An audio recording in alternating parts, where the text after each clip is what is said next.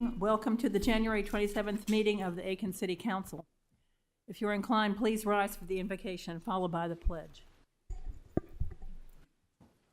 Almighty God, our Heavenly Father, send down upon those who hold office in the city of Aiken the spirit of wisdom, charity, and justice, that with steadfast purpose they may faithfully serve in their offices to promote the well-being of all people. In your name we pray. Amen. Chief Branco, will you lead us in the pledge, please? Good evening, Mayor, Council. I pledge allegiance to the flag of the United States of America and to the republic for which it stands, one nation, under God, indivisible, with liberty and justice for all.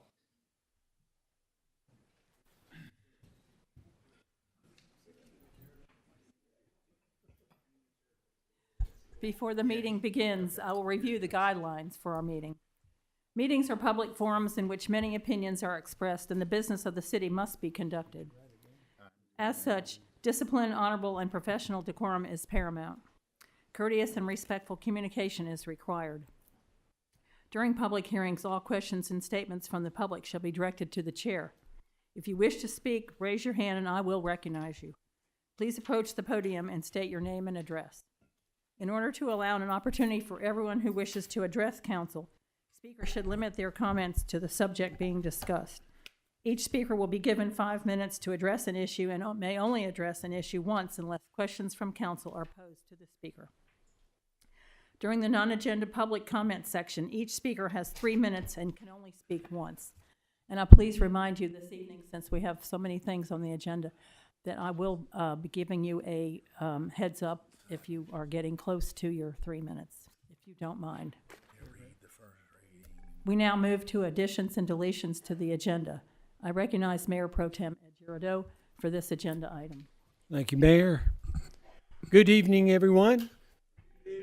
Big crowd.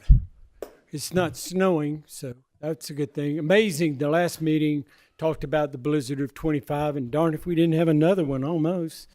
It was a fun one, and the kids love that kind of stuff, so hopefully everybody got to enjoy it. I'm over it. Let's bring on the warm weather.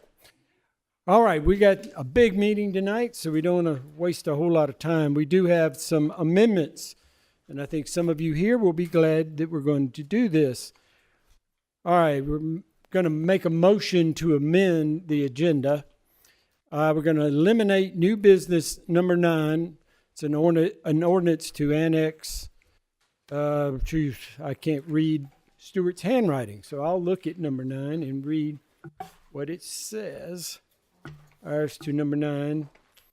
First reading of an ordinance to annex 106 acres on Thoroughbread Run, zone it, plan residential, and approve a concept plan. That's being removed at the request of the developer.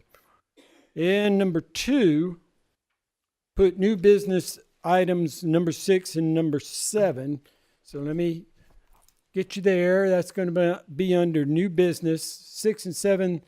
The first reading of an ordinance to amend the historic designation of Friendship Baptist Church complex located on Richland Avenue East. And number 7, the first reading of an ordinance to designate the Hitchcock-Boswick Stables as non-contributing structure. We're going to move that up under number 3 once we do the non-agenda items from the public. At number 3, we will go ahead before old business and read these 2 and have public comment and our own comments as well. And hopefully that's good for a lot of you here tonight to go ahead and put them up at the front. And that is a motion, Mayor. Thank you. Is there a second, please? I'll second that. Councilwoman Broll, second the motion. All in favor? Motion passed. The minutes were provided to council for review prior to the meeting. Is there a motion for approval of the minutes, please? So moved, Mayor. I second. Councilwoman Gregory made the motion, and who made the second? Councilwoman Diggs. Any comments or changes? All in favor? Thank you. Motion passed. We have 4 presentations this evening.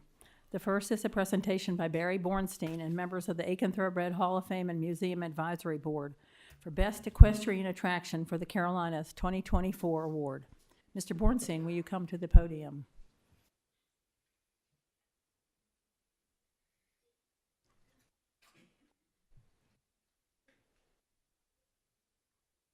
And Miss Lisa Hall, Sorry, and I got on Judy the board. Story, and Julie Rinaldini. Hope you don't mind, I travel with the entire I board. see that. It's wonderful. On behalf of the board and behalf of the number of volunteers we have at docents, and of course on behalf of, here she is. I think we all know Lisa, our director. We want to present you with a very special award as the proprietors of the Aiken Museum and Hall of Fame. We want you to have this. It's the best equestrian attraction in the Carolinas. It's presented by the official Best of America, and it's an award of excellence. I know you have a long agenda. I just want to take 30 seconds.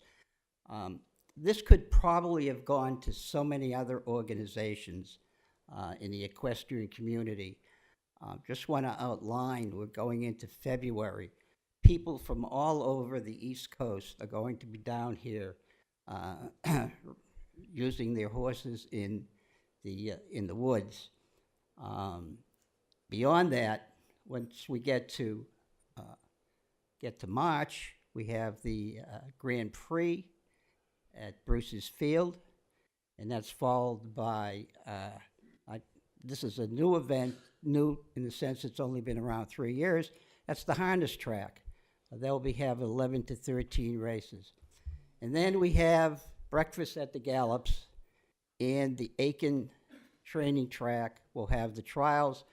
Then we'll have the Aiken steeplechase, and that will be followed by polo. Any of these events, in and of themselves, could have this award. On behalf of the entire, and I think I can speak to this, the entire equestrian community in Aiken, we think this is something that Aiken should be extremely proud of. We thank you for your support of the museum. We've had some, bad weather, etc., but we're up and running. And I just want to again acknowledge Lisa. Without Lisa, we would not have really a museum. And please continue to have Lisa.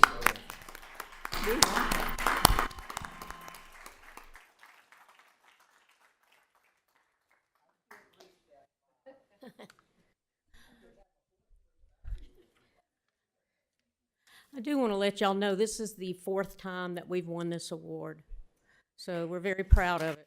I'm proud of my board, Barry Bornstein, Karen Dempsey, Julie Rinaldini,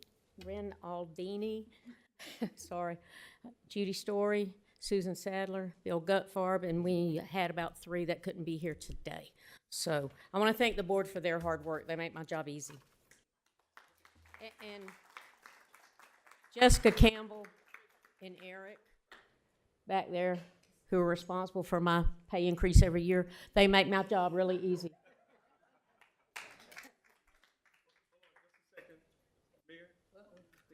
Come on, Teddy. Let's do it over here on this side. Okay. This is fun. I'm never in the photography. Take your picture, Rick. All right. All right. All right. 1, 2, 3. They can stand and take them. Thank you so much.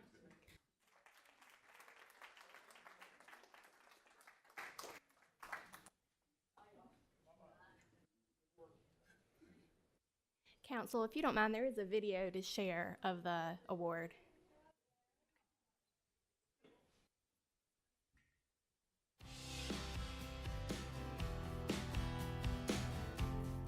Hey, my name's Lisa Hall. I'm the museum coordinator for the Aiken Thoroughbred Racing Hall of Fame and Museum inside historic Hopelands Gardens. I hope you're going to enjoy our tour that we're going to give you today.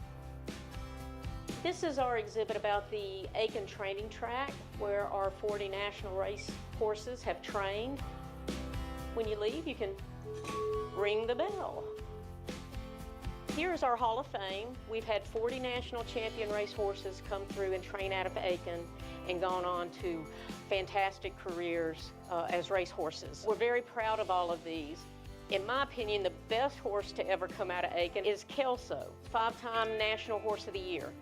That just doesn't happen anymore. We kind of call this our Buckland Farm Corner, father, daughter, son. This is our gallery room. We use it for educational exhibits, historical, and art exhibits. This is our exhibit about our African American community, who they were and how they contributed to horse racing here in Aiken. This is our exhibit about our Latino community and their accomplishments. We have a couple of kids' rooms in here. There you go. Good job. Pretend you're riding in the Kentucky Derby going down the stretch and you're about to win it. This particular exhibit has to deal with the training of thoroughbred racehorses and a little bit about conformation on a horse, which is what you're really looking for when you want to go buy a racehorse. It was my first time being at the Thoroughbred Hall of Fame Museum here in Aiken, and it was fantastic. What a wealth of information. It shows people what really is the essence of Aiken and a great place to be. We are open Tuesday through Friday from 2 to 5 p.m., Saturdays from 10 a.m. to 5 p.m., and Sundays from 2 to 5 p.m. There is a no admission fee, but we do take donations. We hope to see you soon. Come on down to Aiken.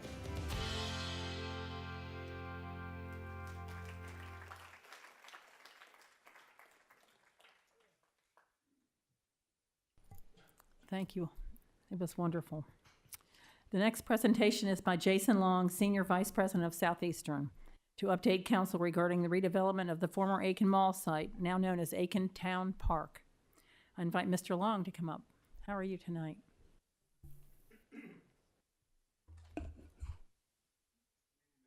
Council, good to see everybody. Stuart, thank you for inviting me to give this update tonight. We have seen a lot of good progress over the past few months and a lot of changes. The first couple of years when we were going through demo and site work, there's a lot of work that's going on, but not as exciting as what we're seeing currently at the Aiken Mall. So by way of update, now that we're through site work and in vertical construction, what we've done to date is I'll start with number one on just the vertical piece. Is we have completed the renovation of the Belk. We had to put a new facade on the side of the Belk that was connected to the mall, and so that is complete. We have completed 2 of the 6 new retail buildings with tenants in there, and we are under construction with 2 more. Those should be completed and turned over to tenants. The 12,000 square foot building next to Belk over the next 30 days, and then the other one also within the next 30 to 45 days, ready to turn over to tenants to start some build out in there. Mm-hmm. So very excited about the progress of the retail. Big changes, which I was out on site today for a construction meeting, is with our multifamily component. That's the biggest financial investment in this site, and we are currently vertical on 2 apartment buildings along with the clubhouse. The expectation is for the clubhouse and those first 2 buildings to be open, ready for occupants at the end of this year, with the rest of the buildings to follow. So really, mid 2026, we should be completed with that portion. And obviously a big piece of that's all coming together is our city park, which is central to the project. Our site work team is remobilizing again this week to start with curb and finish out the park. Landscape to follow. The amphitheater is under construction, and that should be complete in the next 2 months. So really, when we get into the spring and summer, this project is really starting to take shape. We're very proud of it.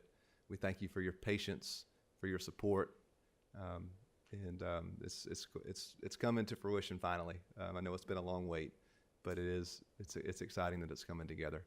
Happy to answer any questions that anybody may have. Yes. Any retail Diggs? store names you want to throw out to us? So I would not want to put them out there. That is kind of their business. That they want to make the splash, not me. So it's kind of their business to do. I think it's coming very soon. We have a couple of restaurants and a retailer that should be announcing very soon. I'm sure everyone in this room is waiting to do their shopping here in Aiken rather than going across the river. Yes. So be nice to know. And that is our goal too. And the park really helps with that.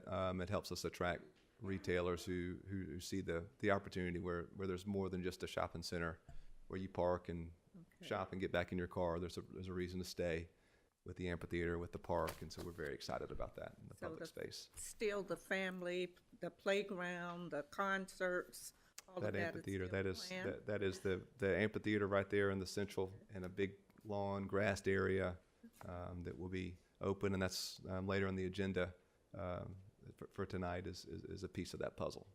Thank you. Thank you. Just wondering if you could let the public know what sort of investment, what kind of investment is Southeastern making in our community? Oh my goodness, put me on the spot. Guess price. Guess what price? Yes, I mean, order of magnitude is. Wow, I'd have to kind of go back and tally it up, but I mean, it's definitely in the tens of millions. I believe our multi-county park has us. Yeah, I'm pulling it up now. Stewart, is it in the $37 million range? Is kind of what. Yes, it's our over. target to It's a little over 40, 40, I think. 40 now. So north of $40 million plus. So, and I don't know that includes some of the public improvements. So.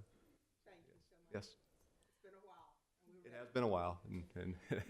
Mr. Long, Yes, ma'am. if you might, for the people that may not know, this is sort of modeled after the shopping center at Shelter Cove Town Shelter Center. Cove, thank you. So I have been there, maybe some of you have been there. That is what they're looking at for Aiken Town Center. It's like Shelter Cove and Hilton Head, if you've been there, which is a very nice shopping center. It's not a mall. It is not a mall. That's right. It's like a town center, and some of the larger cities have huge ones, and ours will be appropriate for our city, and we look forward to new stores and the success. Thank you. We do too. And to your point, thank you for bringing that up, because I still call it the Aiken Mall sometimes, and I've got to start calling it Aiken Town Park. So thank you for saying that. I noticed that. Like, you keep calling it. Jason, thank you so much for being here and for giving that update. I am personally very excited about it. I know my constituents in my neck of the woods, they're anxious for it. They talk about it all the time during our coffee sessions. They're like, what's going on? What's going on? So huge movement. The perimeter of the Aiken Town Park. Yes. What is, I know what the plan was initially, so what is that looking like, and what is the fruition of that area? That's a big driver for our community. Yes. I know for people in Woodside, Sandstone, in that particular area, they're looking for that as recreation. So Absolutely. where does that fall in the project? Yeah, and I know that was a piece early on. The mall was really used as a walking area, and this is the answer to that. And so it is just shy of a mile walking trail that will be a paved walking trail and new fresh landscaping surrounding the mall perimeter. And that is in the works to be completed this year as well. So yes, Thank you. The full loop will be completed. We had actually talked about waiting for the loop behind the multifamily. We're going to go ahead and do it. We may have to block off that back kind of quarter just with the construction traffic, but we're going to go ahead and complete it this year. Excellent. Thank you. Yes, absolutely. Thank you. Thank you, Jason. Thank you.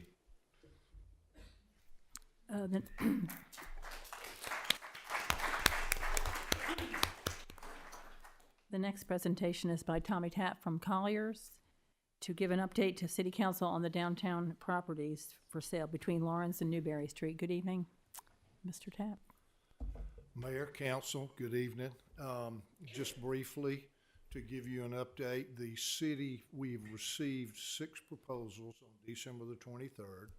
This past week, the city review panel finished interviewing all of the 6 prospects asking questions, giving them a chance to present in person or by video. And we've assembled the information with comparing apples to apples, getting a spreadsheet together for city council to, and then we're gonna analyze the data, and then we'll be giving a full presentation to city council in the near future. Thank you.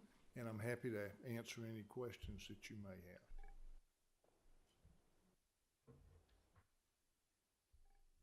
It's exciting Hearing times.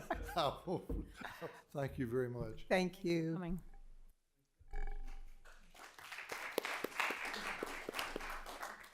And lastly, we're going to have an update on the Hurricane Helene recovery efforts. Thank you. I have the following updates as of January 27th. We have continued to make progress on a second pass and have collected about 64,452 cubic yards of debris as of Friday.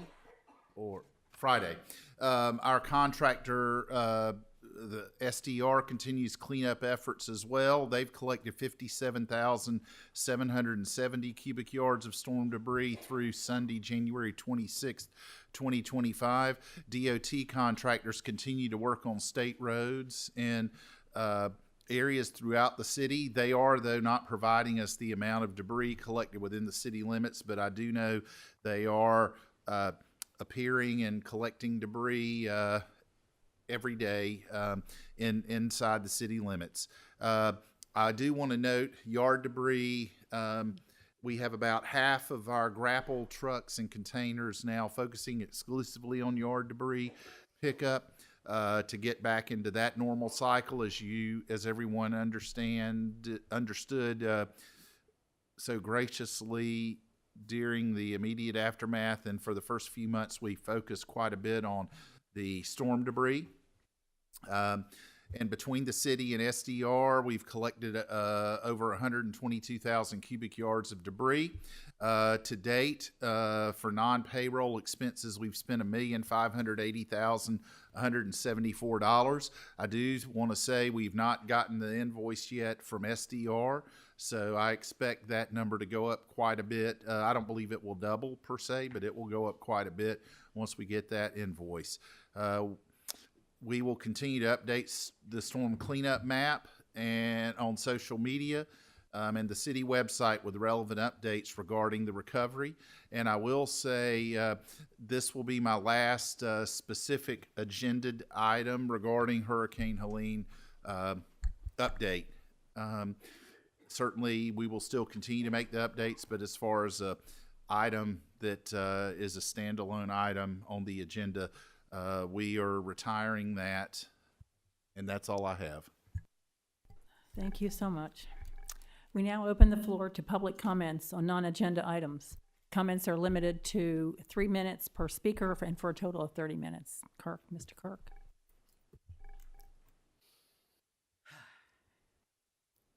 Kurt Johnson, 114 Brewster Way, Aiken, South Carolina, pastor. Lost Sheep Ministries, also co-pastor along with Lex Perry of the Hope Team, which the city has become part of. The last couple weeks, we've had a pretty amazing, between the weather and the pit count and everything else, it has been pretty tiring. First of all, I want to thank you all for your input to what we are doing. Thank you, Mayor, for coming out and volunteering with us just to man the office space for that couple hours. That you just don't know how much that matters. Over the last couple weeks, we were able to put in 13 to 20 people into the shelter during the time that it was freezing outside. These were extra beds that we were able to get in to the Salvation Army. That is something that has been not working in the past. When we've opened it up for the hurricane, it didn't work as well.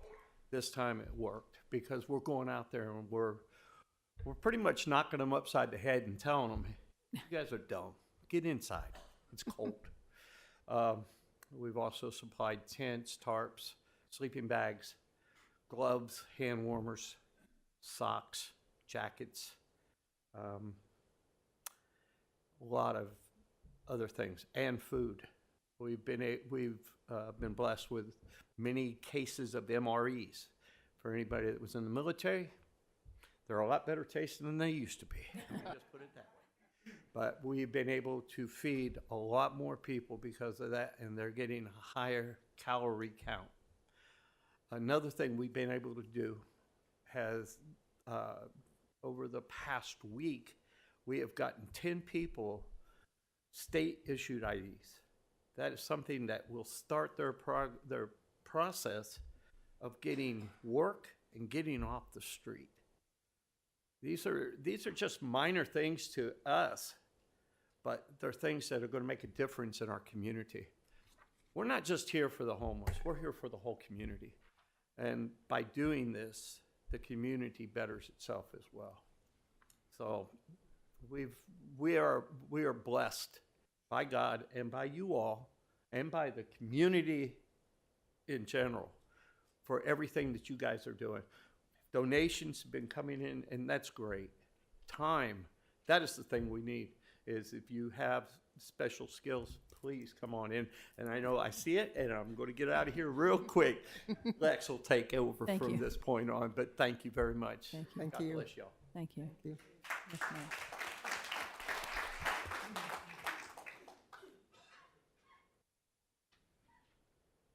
I'm here to talk about the pit count also. I just have a few of the volunteers coming up with me.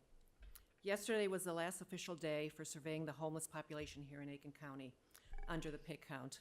It is a highly undercounted representation of the true homeless count in communities because it depends on how well the communities run their pit counts, how well the homeless are inclined to be counted, and weather conditions during the pit count.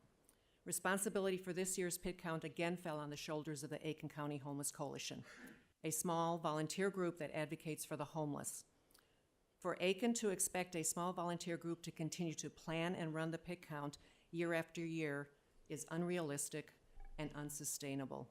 Most communities have active government support. The pit count requires a large number of volunteers who need to be trained. Homeless incentives like food, coats, sleeping bags, and tents had to be obtained, assembled, and distributed. Logistical centers and support were provided by the Salvation Army of Aiken and the Hope Team in the old public safety building. Surveyors were sent to fixed sites where the homeless are provided services and dispatched to canvass the community. Most of the efforts were concentrated in the city of Aiken because of a lack of volunteers to handle the larger part of the county. Officers from the City of Aiken Public Safety Office worked with us and provided needed support. We are still in the midst of compiling the data and will be reporting the results in the near future. Another factor we encountered this year was how well the homeless are inclined to be counted. Word got back to us that our active canvassing in abandoned buildings last year left the homeless who took shelter in them loath to take part this year. One homeless man who shelters in abandoned buildings said, "We are not hurting anyone here, and the property is not being used anyway. Where else are we to go?" We canceled the originally planned abandoned building count with the City of Aiken Public Safety and Coding departments. By Saturday, it was reported to us that some of the homeless heard that we were surveying and they were going to hide until it was over. Lastly, I need to mention the effect of weather. The 3 inches of snow fell on Tuesday night, followed by freezing temperatures, did cause many logistical headaches, including the cancellation of some of the surveying events. Less than a handful of surveyors had ever experienced homelessness and had a close family member who experienced homelessness. Homelessness is a devastating, life-altering experience with a high incidence of PTSD due to the traumatic events they encounter, like the constant stress of meeting basic needs, the threat of violence, and other dangerous weather conditions. Comments from the surveyors about their experiences during the pit count made it clear that the experience hit them profoundly. Thank you. The enemy is at the door, and it is not the growing homeless Thank you. population in our community, but the inaction, apathy, and misinformation about the homeless in our community and Thank our you. government. Thank Thank you. you.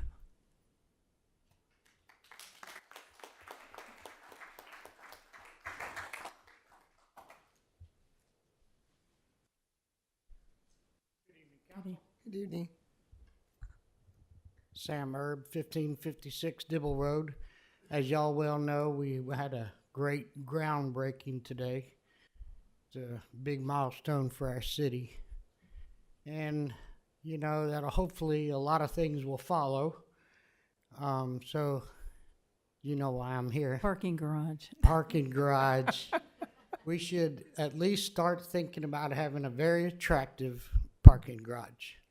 It'll help relieve a lot of parking, as y'all well know. So that's what I have to say. So it would help with our hotel and everything. So consider it, please. Thank you.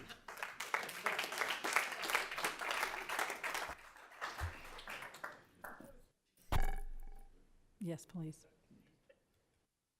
Told you he was gonna stop. Good evening, Luther. Lex Perry, 1526 South Boundary, Southeast. I'm a pastor of Creative for Impact Ministry, and of course, I team up with Pastor Kurt with the Aiken Hope Team. Now, you've already heard from Kurt the things that we've been able to do in connecting with people, and you've also heard about some of the difficulty it is with the pit count and the people that we are trying to assist. We are having people come in on a daily basis, and we're building relationships with them. Yes, they're afraid. Yes, they might want to hide. But the point of it is because of the trauma that they've already gone through, and that's one of the reasons why we developed the Hope Team in the first place, because we want to instill that hope in them that people do care about them. They hear about the care that you have for them. They hear about the community and how they care and they love them because of just the outpouring of assistance and the donations and everything that you have coming in. We make it clear to them to let them know that this is coming from the community and we do care about you. You're just not somebody that we're trying to throw away, but we have to build the trust. We have to spend the time, and it's going to take a little time, but it is effective and it is working. So I don't want anybody to get discouraged because of maybe the numbers or any things may not, be where you want to see. I will share those numbers with you that we are helping. We respect people's dignity, so we don't advertise that out. We're not here for pats on the back. We're here to help our brothers and sisters get on their feet and become productive members of society that they want to be. So I want to make that very, very clear. But we do want to share with you what's been going on and how you have effectively helped us to get people on their feet. So I just want to thank you again, as Pastor Kurt has said, for your continued support, and know that it is working. It may not be working as fast as everybody would like to see overnight, but this didn't happen overnight either. It didn't get there to overnight. But people come here to Aiken because of its beauty. They come to here, Aiken, because of its safety. They come here because people do care. People do love one another here. They know it. So don't ever get that mixed up. They do know that you do care. But first of all, they want to see it. And that's what you've allowed us to do by letting us create this Hope Team. We were going to go and do it anyway, but I can promise you it's a lot more effective because we've all teamed up. And I want to thank you all for everything that you all doing as a community. It's not just here, but we are all one in this. So thank you very much. God bless. Thanks, Lex.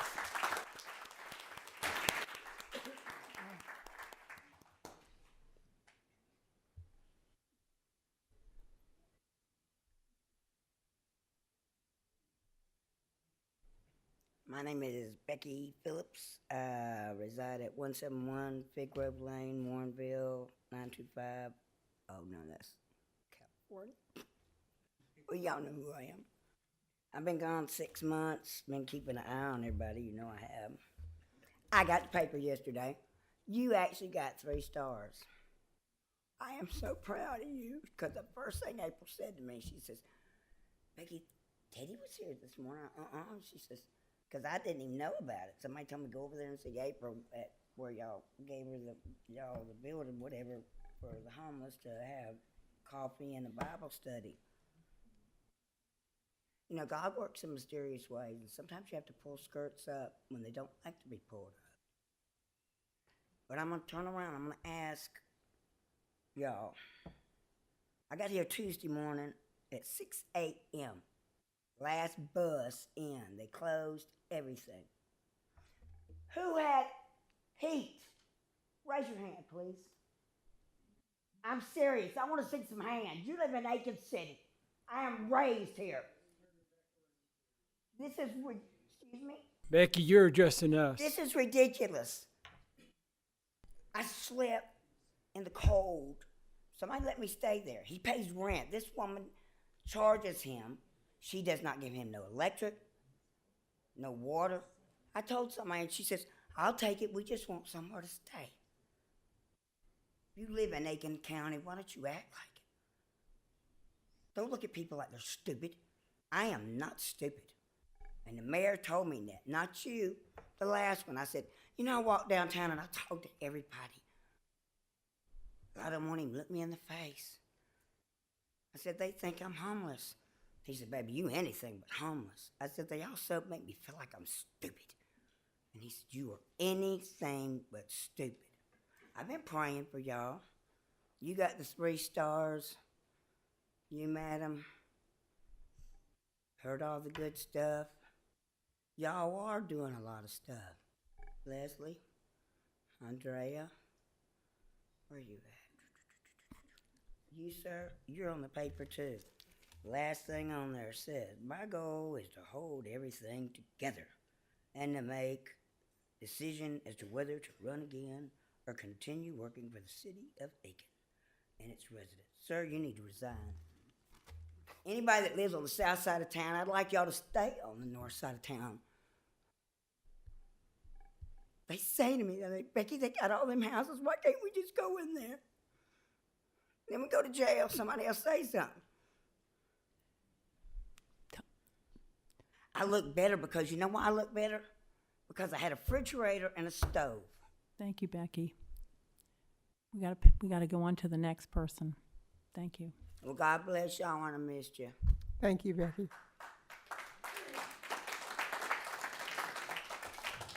Yes, sir. Good to see you, Becky. I'm glad you're safe. Good evening. I'm James Jordan, Powderhouse Road.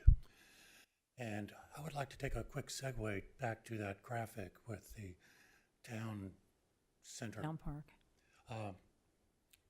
If they would consider a pedestrian walkway from the enclosed area over towards where Publix, grocery stores, and other amenities are for the people that living in that footprint don't have available for them, be safer than trying to drive or cross, walk through the traffic of the Woodside to Whiskey Road. So I'm here this evening because of a concern, and that concern was posted in the Aiken newspaper in the past week.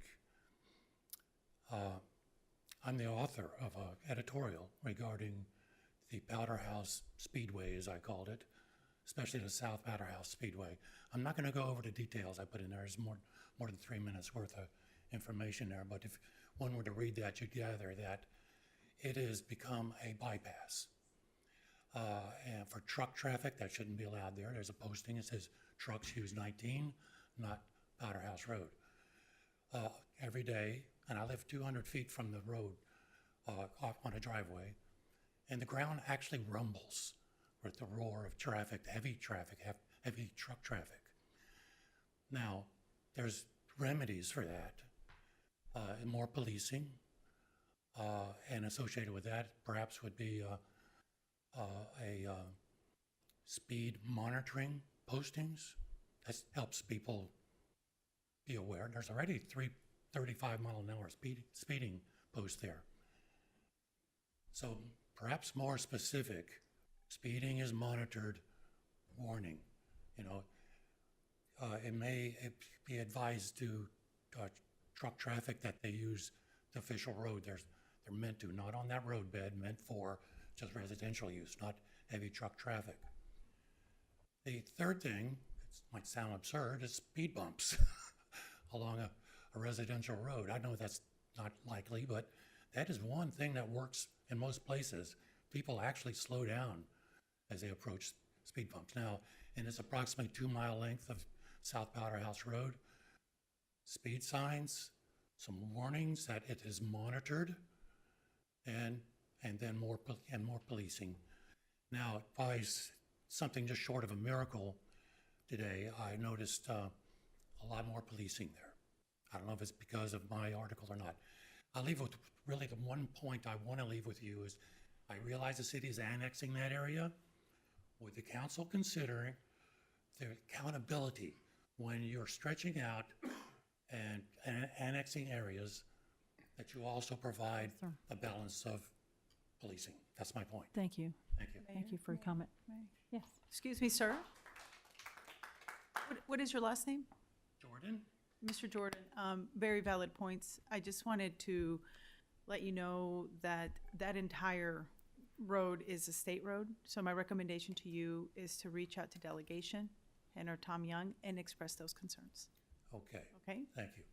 Have I've a reached good out to our sheriff. We appreciate you sharing that, though. Thank you, though. Thank you. And I'll get maybe some results from Tom Young. That would help. Thank you. Yes. Okay, we're going to move on if I don't see any other hands. Next, we have approval and discussion of appointees to various city. We amended the agenda, Madam Mayor, to Sorry. go to Right new there for- business number 6 and 7. Sorry, I thought we had to do that. Okay. Find it for me. 6. And it would be right here. Okay, wait, I got it.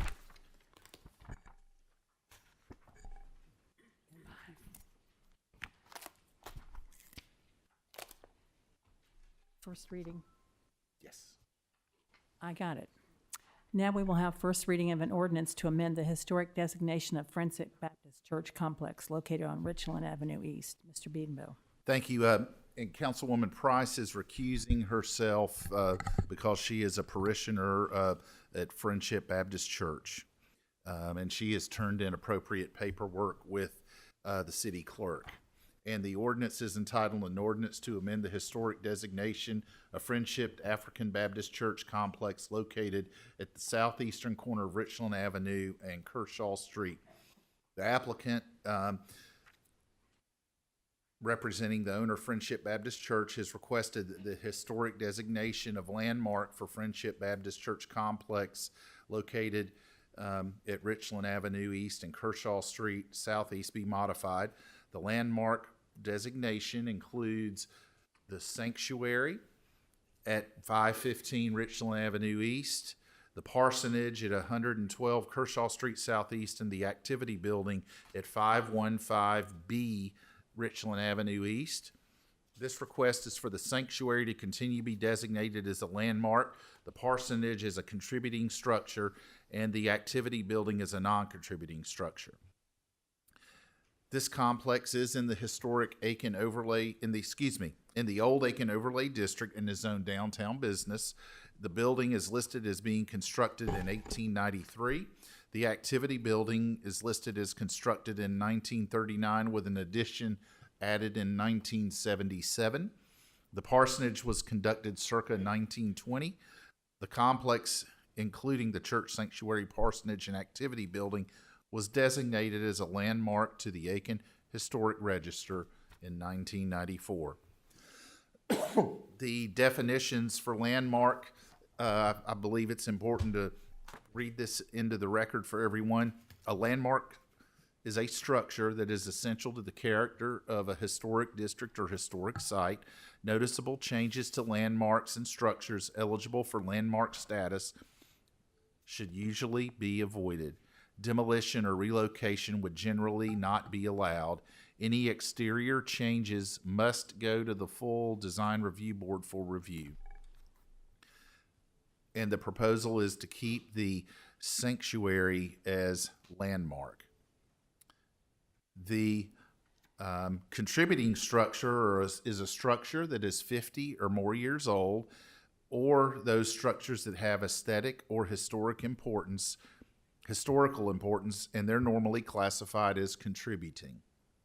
Contributing properties are worthy of preservation, but are often more tolerant of change than properties eligible for landmark status. Partial demolition or relocation might be allowed. And finally, non-contributing structure.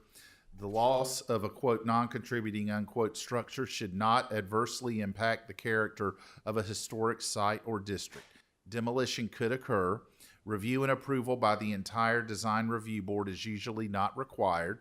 However, full board review may be required on a case-by-case basis. When review and approval is required in many cases, it may be done administratively. These three designations just described help the design review board determine what structural changes are appropriate or if demolition in part or whole could be considered. With a landmark status, changes to the interior of a structure are not under the purview of the design review board and do not require a certificate of appropriateness. Only changes proposed on the exterior that are visible from the public right-of-way are under the purview of the DRB for a contributing structure. For a landmark structure, changes to any exterior, even those not visible from a public right-of-way, are under the purview of the DRB. At the November 14th, 2024 Design Review Board meeting, the request for amending the Friendship Baptist Church Complex designation was by a vote of 5-1 that the landmark status for the Friendship Baptist Church Complex not be changed from landmark. At the January 14th, 2025 meeting of the Planning Commission, they reviewed the request for modification of the Friendship Complex. After discussion, all members of the Planning Commission that did not recuse themselves, which were 6, unanimously voted 6-0 to recommend approval of the application for the sanctuary to remain landmark, the parsonage to be amended to contributing, and the activities building be amended to non-contributing.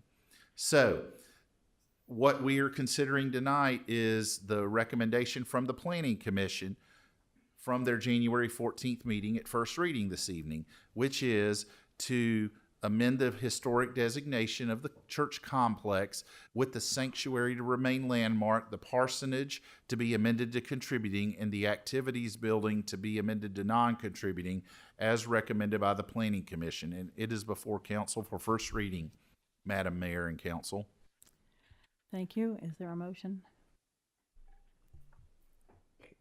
So moved, Mayor. Councilwoman Gregory, do I have a second, please? I second. Councilwoman Diggs, second the motion. Are there any comments from the public?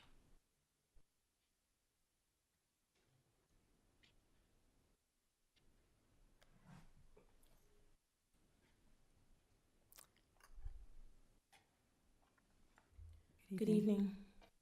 Good evening. My name is Kimberly Tony. I reside at 623 Edgery Street. I am the representative and a member of Friendship Baptist Church. Just to, if anyone had any questions, be glad to answer any questions. Where we at Friendship Baptist Church, as it was stated, that the 3 buildings and each of them and how they have a significance as far as landmark, and we would like to ask that you support the Planning Commission's request that we take those 3 buildings and have the September 30th, 1994 complex that it was the ordinance that was given then, and have it rescinded and have our request to be that the landmark designation be amended. So if anyone had any questions, we would definitely be glad to entertain that.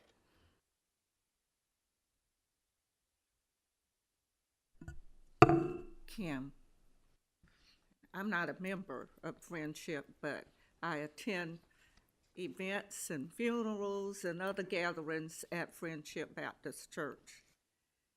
And I know this is not just a want, this is a need.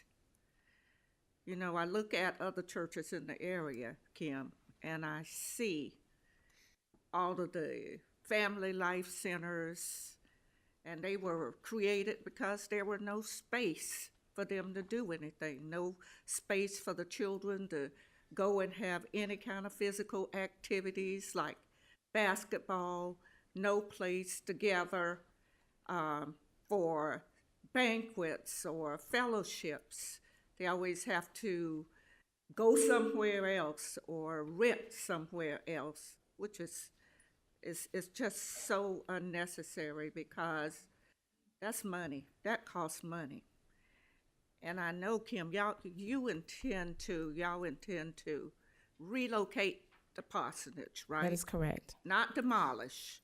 That is correct. We intend to relocate the parsonage. Okay. And have it preserved in its state as it is. Okay. And you intend to build a multi-purpose Facility in the same footprint as the parsonage. Okay. We have several parcels that we own on that block from Richland, Kershaw, and Sumter. But we would like to have our multi-purpose facility on the same footprint as the parsonage. Exactly, which makes sense. And is it economically feasible for you to keep this building on that? It is not. The leadership of the church evaluated that several years ago, presented it, and they determined it was not financially feasible to maintain nor to continue with that in the state that it's in now and for the use that it's in now. Okay. So it cannot function that way. Brought it before the congregation, since our church is congregation driven, and the congregation decided in 2022 or 23 to no longer support it as far as putting any money into it.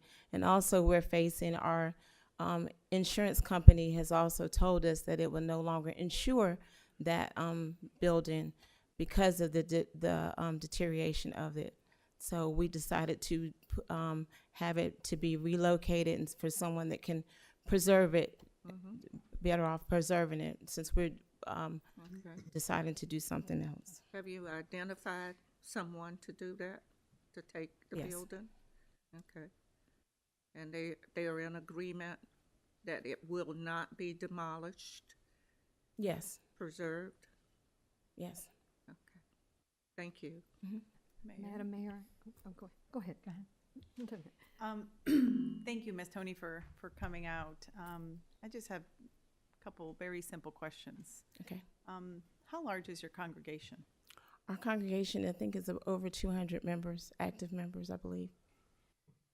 Was there a vote? Was there a vote? Amongst your congregation for this? What does your congregation want? Yes, we had a vote to come to this for a historic designation amendment. Yes, we did. And what was the result of that? The result was in favor of requesting for the complex for the designation amendment. Okay, majority, like yes, majority. Or no, it was overwhelmingly approval. I believe it was 97-2, and one member is no longer a member of the congregation, and one member it was a vote of no. So it sounds like this is something the congregation wants as a whole. Very much so. And if I may, those that are a member of Friendship, if you're here in the audience, if you could please stand.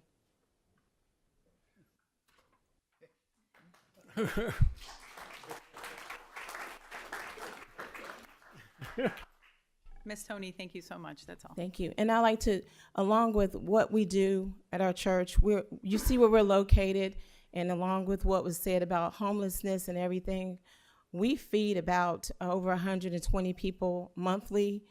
We serve, that's about over 1,500 people a year. We're always giving to the homeless. We're always taking care of our community.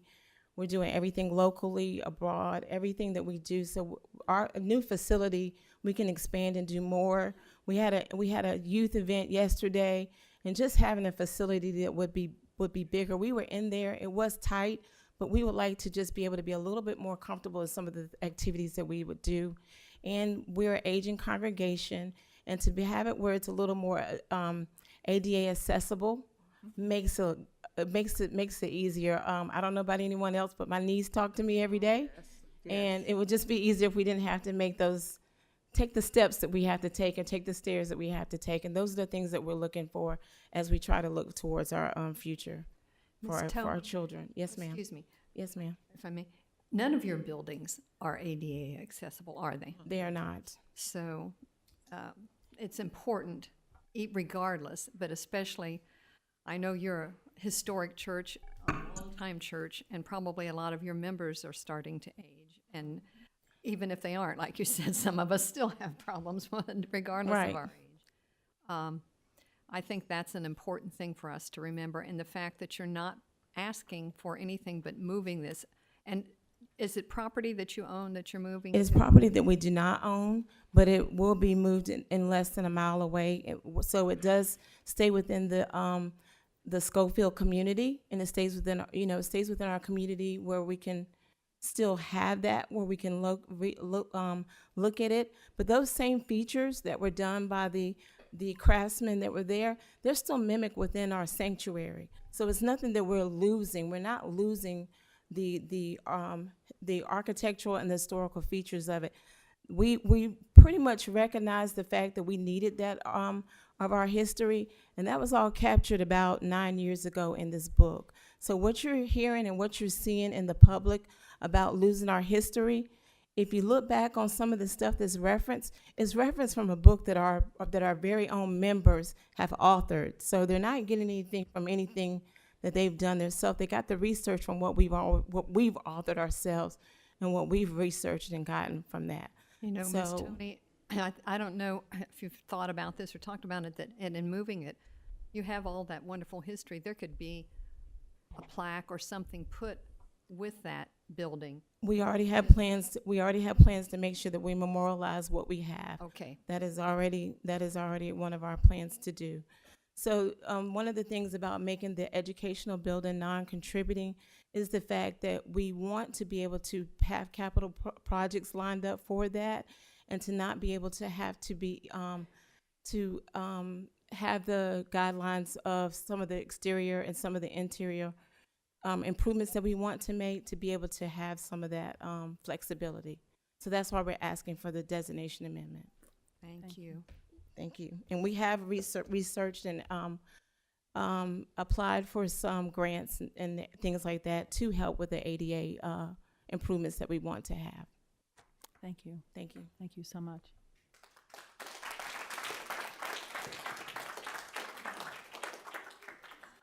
Any more comments from council? Oh, sorry. I'm sorry.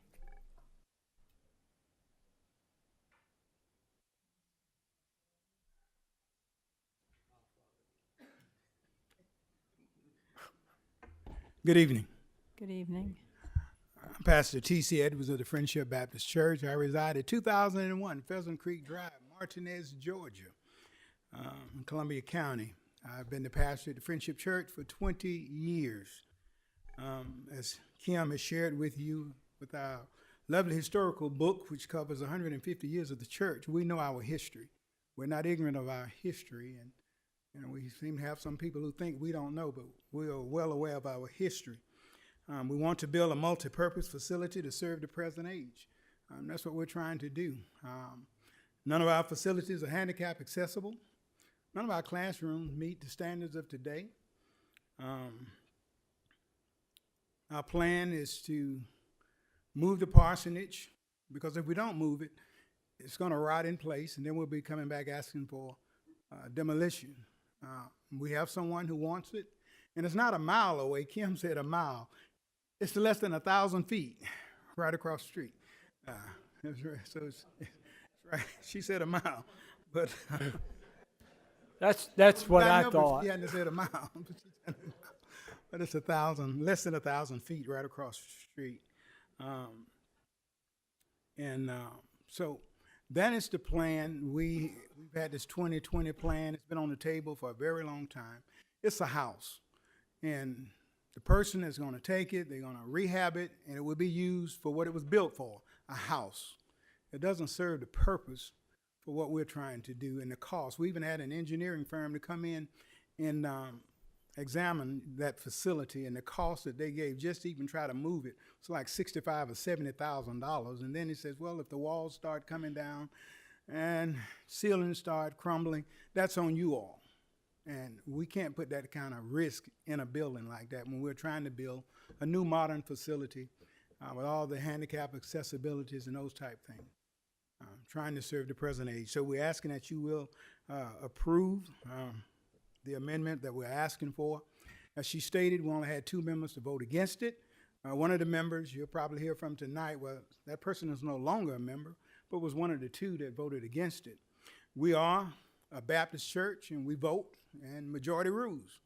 And so we've done that. We followed our Constitution and bylaws. The Design Review Board requested them. They had the lawyers to look at them. We have followed our Constitution and bylaws. So we're asking you all to approve that, and that's all I have to share. Again, thank you for your time. Thank you so much.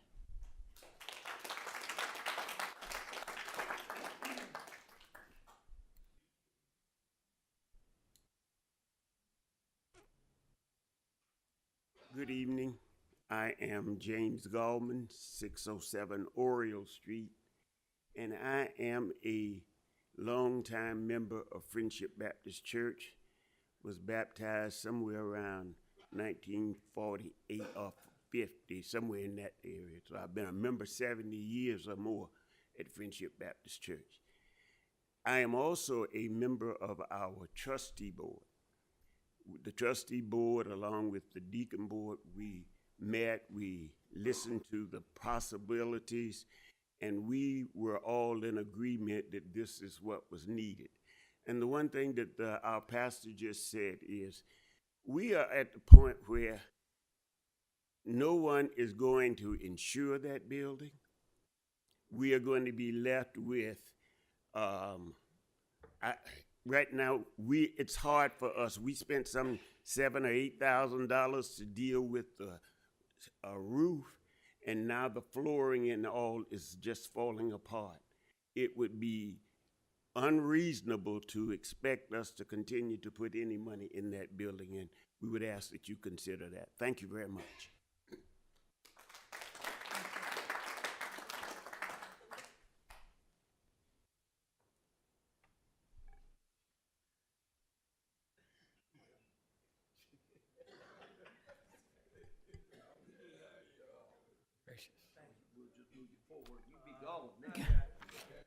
Good evening, Mr. Price.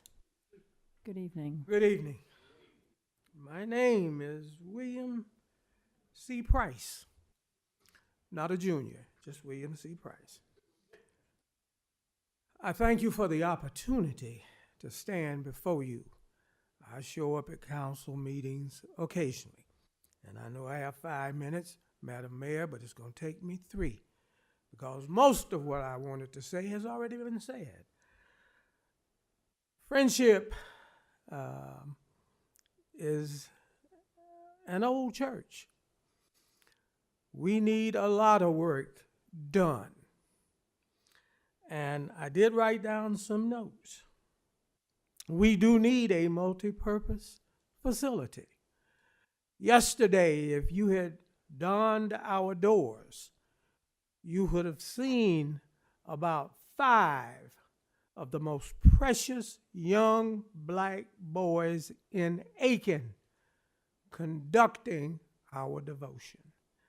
Y'all, I said to Bible study 2 weeks ago, asked them the question, and I think Ms. Bush is in the audience, and I think she was at that Bible study.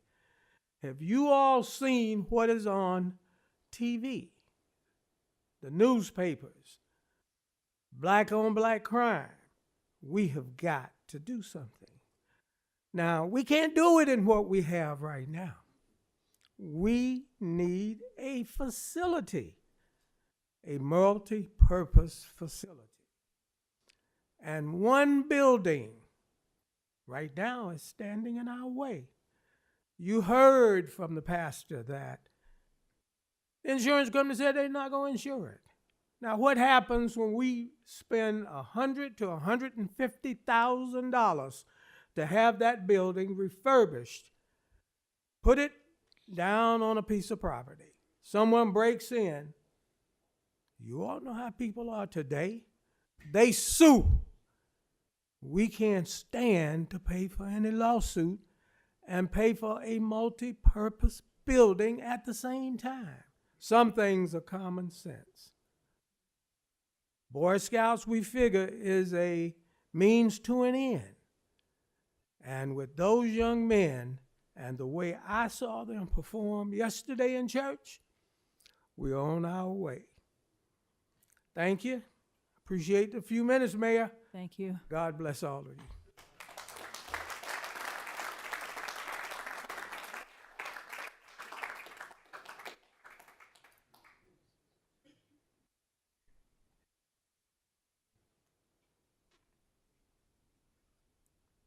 Good evening.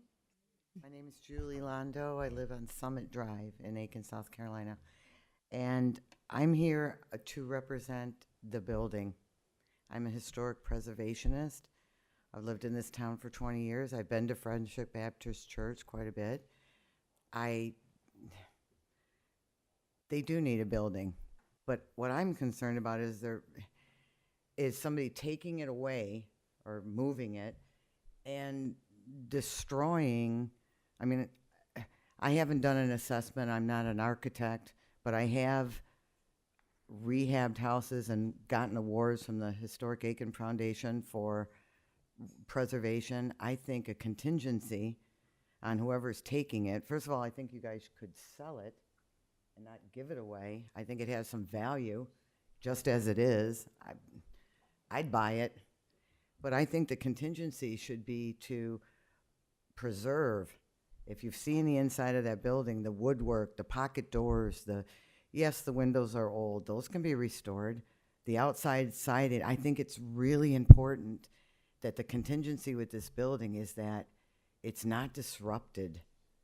It's not vinyl sided and plastic inserts in the bathroom and artificial man-made products. I think it's really important that the church gets what they need, and the building, I mean, that building's 100 years old.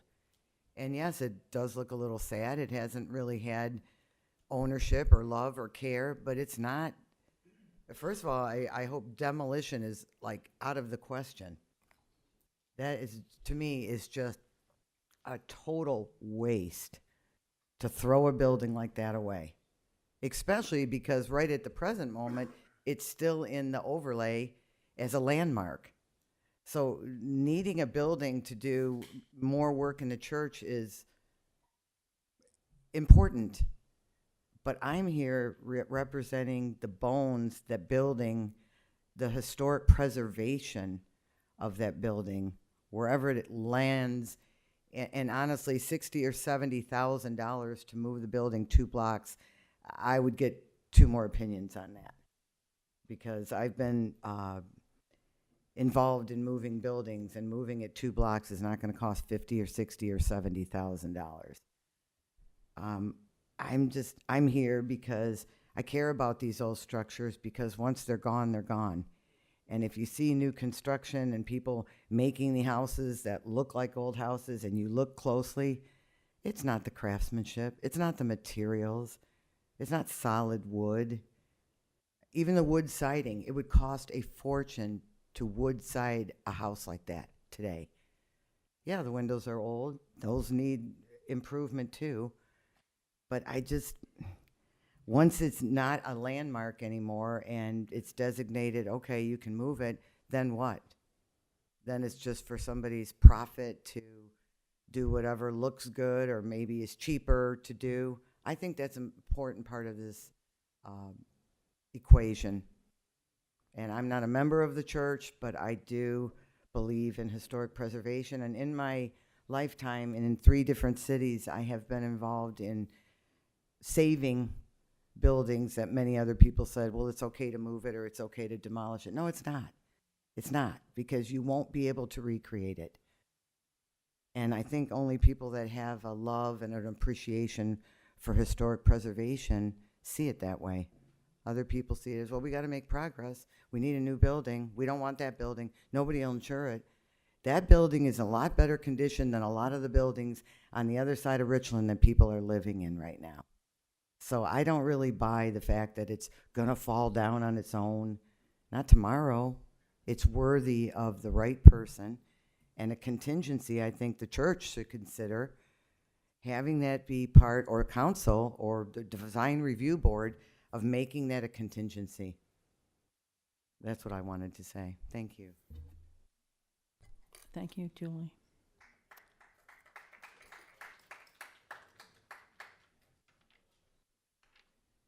Good evening. Good My name evening. is Loretta Bush, 124 Sweet Bay Drive, and thank you for allowing me to speak. I thought this would have been resolved, but you know, when I look at the building, there are far more ways to preserve. And when I think about people passing that facility, the beauty and massiveness of our church, it dwarfs that building. I would love to know how many people really see the architectural or the craftsmanship. It's important, very important, but we can preserve videography, capture and preserve the information and the craftsmanship. The document could have video, personal testimonies and detailed shot to capture the handiwork. Much of the those that presented, you probably had some other pictures. Last week they had a lot of other detailed pictures. And as far as the craftsman, my husband is the great-grand nephew of Edinburgh Graham. So we know all about his talent. So we can do that, and we had the book, the 150-year history. We also can create a book to capture more information that can go into our archives. We could seek permission to put a copy in the African American Cultural Center and even the Aiken County Historical Museum. I guarantee you far more people would actually see the details than having that building there. I just don't see too many people seeing the details, and especially on the inside. But I thank you for hearing me. Thank you.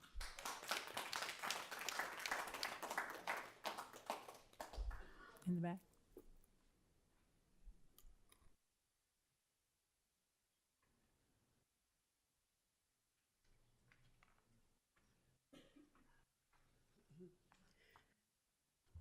Hello, Madam Chair.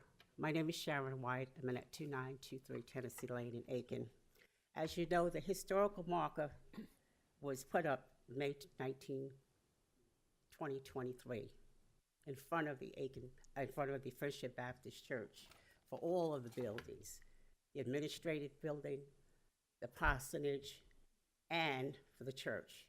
And that's what's stated on the historical marker. Now, I want you to hear some quotes from some of the members that are here that was made in the Aiken Standard, May 20th, 23, about this marker. Quote, Reverend Clinton Edwards said, the marker does not just recognize the church's history, but it also can serve as an educational tool for the younger generation, unquote. Another quote by another member here. Thankful he is alive to see the historical marker erected. Glad to be a part of it. Happy to be living long enough to be a part of it. A city official quotes at the same ad. It adds to the church's history, and history is made right now. The marker is something special. It means a lot to the community. It means a lot to the members to have them recognized for all these years and to be recognized as a historical site for all these years in Aiken. I mean, passage feelings like this just don't go away. Having continued faith and moving forward should be the goal. Those before them were given and started a prophetic vision, knowing they may not see the growth of it, but they knew because of faith they were leaving it for future generations to continue. Would it be that they worked so hard, but it would be in vain? Now, the marker states, I'm going to give you a couple of the beginning of it. This is one of the oldest historical churches in Aiken. It was organized in 1866 by formerly enslaved members of the Aiken First Baptist Church. And then it goes on to say, I'm not going to read all of it, but then how does changing the campus landmark status better suit the members if there are other plans to get rid of it? Changes just have to be made to buildings on the complex complying with the city provisions. All the buildings are being used right now. The parsonage is still being used as an administrative building. The pastor stated, quote, the sanctuary by itself, it's historical. We're not seeking to do anything with that. But what are you planning to do with it? the other buildings, you know, if you're not doing anything with the church. As stated by the pastor, nothing has been done for 20 years in preserving the buildings. Why not? Now you want to give away, downgrade to keep from preserving. Something breaks down and needs fixing, it's done. But what about preserving the structures themselves? Giving a building to a developer and putting it on his land allows for the interior and historical changes made from its original state. The church and its corporation has purchased and owned over 30 properties and building lands in Aiken, some which are being rented out. If it came down to it, the landmark building should not be a problem preserving. The issue is not expense or comfortability for its members, especially when you have other land parcels surrounding the complex for the buildings. They own almost the rest of the block. Past Sunday at the church, they had a Black historical moment. They talked about Cadillacs. Cadillacs? I mean, this was a time to talk to the members about this history. Let them know what was going on here. But I thank the Historical Society of Aiken, the president, Mr. Alan Riddick, for nominating us for the marker. And he made it possible for the grant through the Watson Brown Foundation. Mr. Sauls at the National Historical Society in Columbia, I spoke to him. There would have been no problems as far as putting them on the National Historical Committee. Friendship Baptist Church would be open to grants. I received a letter from the pastor of the church telling me stop acting in my official capacity. So I was stopped right there from trying to preserve the church. So thank you. I would like to submit a copy, if I can, of what I just said. Thank you. To the clerk, and to God be the glory. Who can I give it to? Right there. Thank you.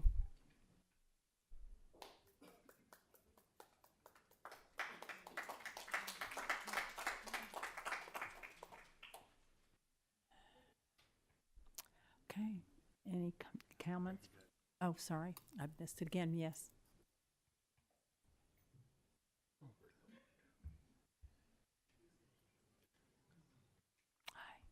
My name is Mandy. I live at 412 Northwest Pendleton Street. Tonight I'm here because I urge all of you to maintain the landmark status of the Friendship Church Parsonage. A landmark status building can't be moved, but a contributing status building can, hence this request. But once that status change happens, which I don't think everyone here is clear on, once it becomes a contributing status, they can demolish parts of the building. They can demolish interior and exterior parts of the building. There's no guarantee to protect the building once it becomes a contributed status, no matter where it goes. You can't protect it. So, you know, I do want to make sure we're all on the same page with the guidelines and what's going on here and what could potentially happen with if you approve this designation. You know, and so this would deny us all of the ability to reflect on and learn from and honor a more complete view of Aiken. I know someone mentioned you can photograph things, but why do, you know, there's art museums. There are museums with objects in them. There is nothing like, you know, looking at something in person. I mean, I take my kids to art museums because you can see works in person, and there's nothing like that. And the parsonage landmark status was approved in 1994 following an application submitted by Mrs. Lillian V. Red, you know, and she was a highly regarded Friendship Baptist Church member. She was a church historian, and she was a Black Aiken humanity preservationist. She was involved in getting the Schofield bell tower on the property, and her husband called me Friday and said she had to fight tooth and nail to get that one part, because all the Schofield buildings are gone, to get that on the property. And the parsonage was designed by Edinburgh Graham. He was African American with the Schofield's student with some of the boys. It's a one of a kind. There's no other building like that in Aiken. It's an example of Southeast American arts and craft architecture. I'd like to know how many people in this room know what American arts and craft architecture is. And it's intact. It's one of the only intact buildings we have that was built by Schofield Black craftsmen. And it has irreplaceable evidence that shows this relationship between Friendship Baptist Church, the Schofield School, and the Aiken Winter Colony that supported the Schofield School. But no one knows, none of this is talked about, or no one knows about this, and censorship is kind of rampant. And today and yesterday, out of the 21 Aiken landmark status designations, only 3 are Black associated out of 21 landmark buildings in Aiken. Out of the 60 years Schofield was a normal industrial school, not one craft object is part of a public collection. Not one. And then, we offered a private educational lecture to shed light on the parsonage as a beacon of the American arts and craft movement, and how it shaped Aiken, and especially that parsonage, how it beams this. And there were the images here, they don't represent the parsonage. You can't see them. You don't even see the full property of all the land on that area that's available for a new building. The design manual states relocation, quote, relocation of a landmark will not be approved unless it is threatened by a circumstance such as a highway widening that is entirely out of the owner's control. And if you look at the reasons for, and I am sympathetic, but if you look at the reasons, all of those can be remediated. And so for example, you can have a new building. It's not the parsonage's fault that there's not a building that's handicap accessible, that offers restrooms, that can be connected to, it's not the parsonage's fault. And then the parsonage, if it stays where it is and not moved, it can be on the National Register of Places. You can't have a building on the National Register of Places if it's not, if it's moved. Then you can't get certain federal grants. I talked to Ship, you can't get grants for that building. And Fermata has structural issues. There's certain grants for that. There's even planning structural grants for that. Fermata got $45,000 for planning for the structure. They got flaws. Most all old buildings have structural issues. So those things can be, and I feel like before you even begin to change the status of this building, you need to look, preservation experts, adaptive reuse, info sessions, fundraising efforts, structural engineers' experience with historic structures, and new plans all should be considered.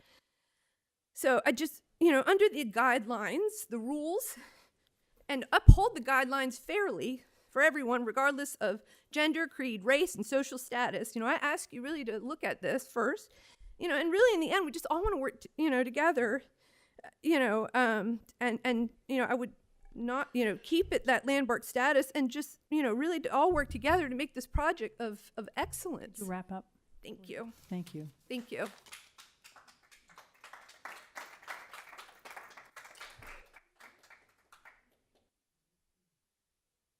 Is there anyone, excuse me, is there anyone else that would like to speak? Then I will move to council. Oh, there you go. Yes, sir.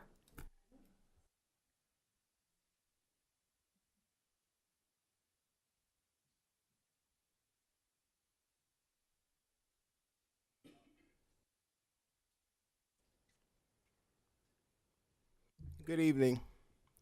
Thank you for allowing me to stand in front of you today. My name is Donald Williams, Jim Lakes, Aiken, South Carolina. I am the chairman of the trustee board for Friendship Baptist Church. And as I sat back and listened to all that was said tonight, a lot of opinions, quite a few facts. And although some are passionate, you can be passionately wrong. And part of me is insulted because I sat hourless, listening to and understanding and trying to figure out our situation, our status, and how do we move forward. And I believe we know best. on what's best for the community, what's best for the congregation, and what's best for the future. I support history. I'm not a history buff, but I understand where history lies and there's a place for it. But as I'm actively, I come to a lot of city council meetings. I've seen you all before and had conversations. I sit here early and listen to people talking about the homeless population. Friendship, part of this multi-purpose facility, will help with that. So we need you guys to give us the tools to help feed more people, to help clothe more people. We're running out of places to put the clothes. We have an outdated kitchen. We don't have a commercial kitchen. We don't have a commercial pantry where we can keep more food and canned goods and what have you. So we're having and it's embarrassing to say, we're having a pastor anniversary coming up, and we have to rent Aiken Co-op.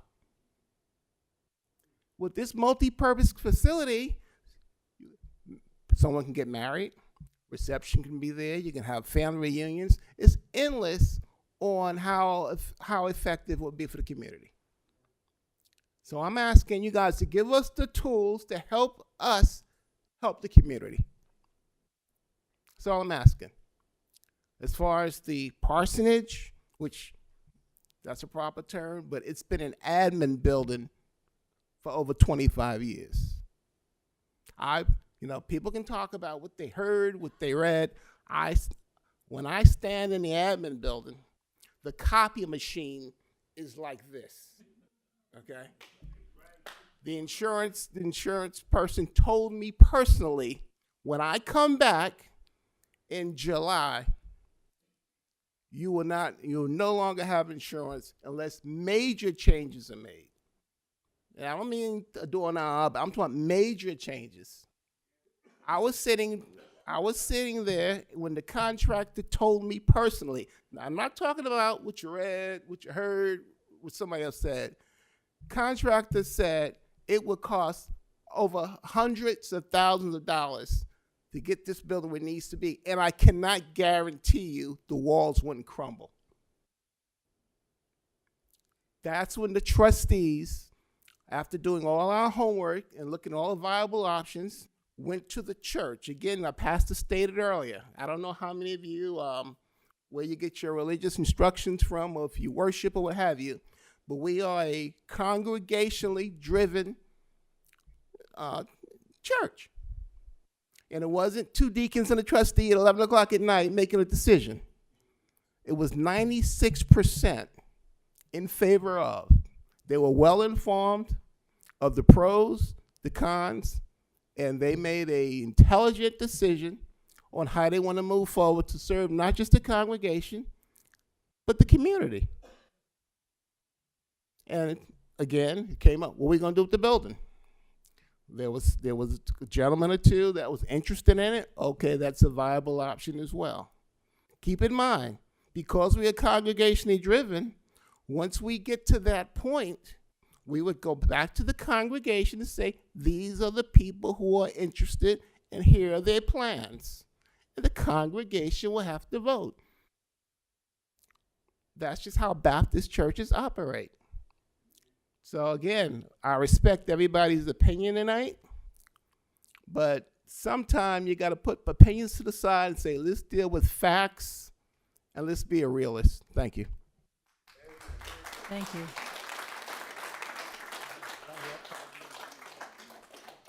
Is there anyone else who would wish to speak? Now, to the council. Any comments from council? Comments from council? I'll make one comment.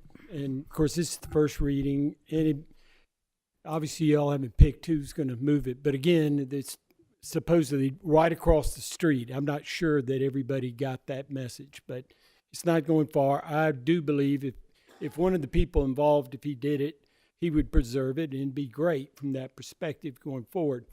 And on top of that, Mr. Price getting up here and speaking sent chills through me from my times in 9th and 10th grade, and he was our principal. And you'd be goofing off on campus. We were at Schofield together. You'd be at campus, he'd be goofing off, and you'd hear his voice. You were straightened up. He didn't have to say anything else. So we were respectful. Bill, it's good to hear you. I'm in favor of the planning commissions here on the first reading, passing this through as written. So, all those in favor of amending the historic designation of the Friendship Baptist Church complex? Did you? Oh, I'm so. In a second. Yes. I just wanted to say, Pastor Edwards, I think it's 20 years ago you came. I was at your church when you were installed. And I've watched this man. And I know he's a man of his word. As a godly man. And the gentleman that just got up, I'm sorry, I didn't write your name down right away, but thank you. I know that what you said would be the procedure that's done, and that this history means a lot to you. And I don't take that lightly. So I am going to support what the Planning Commission put forward to us, which is what you've requested. Thank you. So we will vote now on amending the historic designation of the Friendship Baptist Church complex. All those in favor? Motion passed. So unanimous. Thank you. I want to give a minute if anybody wants. Yes. That's what Gary thought.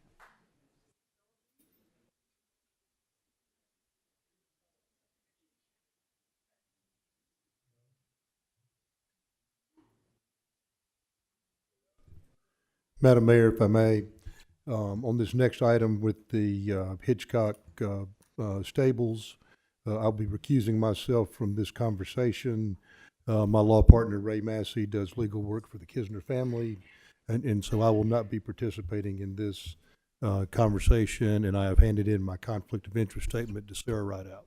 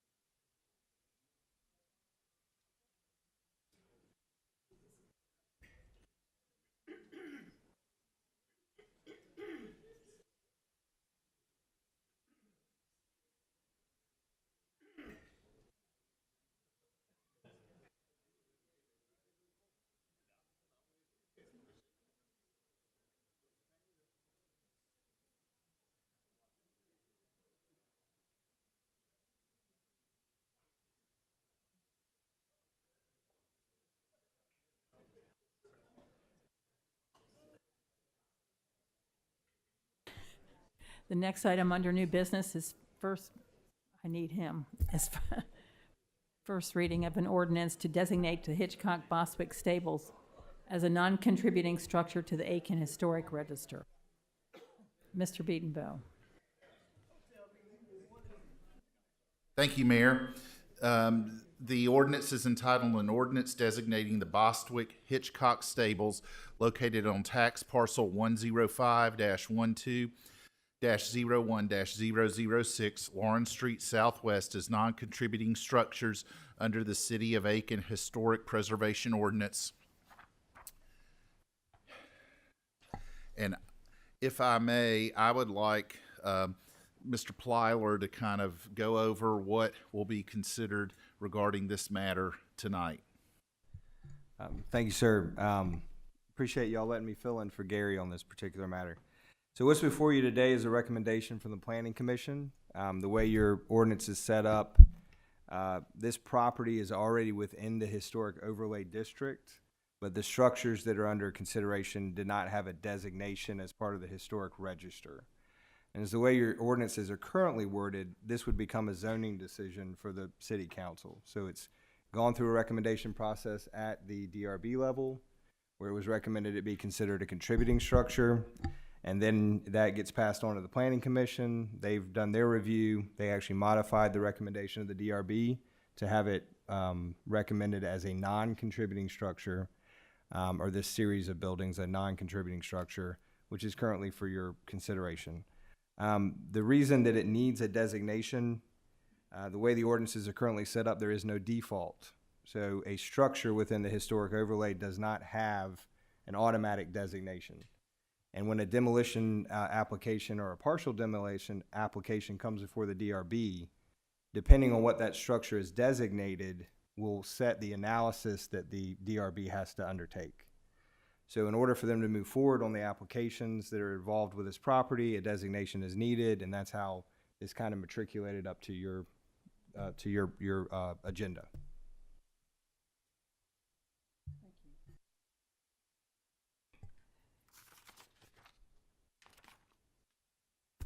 So we have a question for you. The contributing, the contributing structure is possible for partial demolition if it's designated contributing. Correct. So there are 3 different designations under your the guidelines, the design review manual guidelines that apply to the DRB's process. One is landmark, structure that's been designated a landmark. The guidelines say demolition shall be prohibited. With a contributing structure designation, partial demolition and demolition is allowed, but the standard that the DRB would have to undertake in considering one of those applications is a higher standard. With non-contributing structures, you still have an analysis to do by the DRB, but it's a lower burden when considering that application for passage. Thank you. Thank you.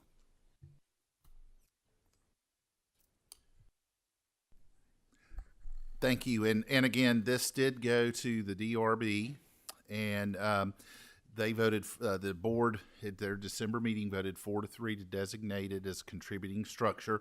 And then the Planning Commission reviewed that, and at their January 14th meeting voted 7-0 to recommend the stables be designated non-contributing.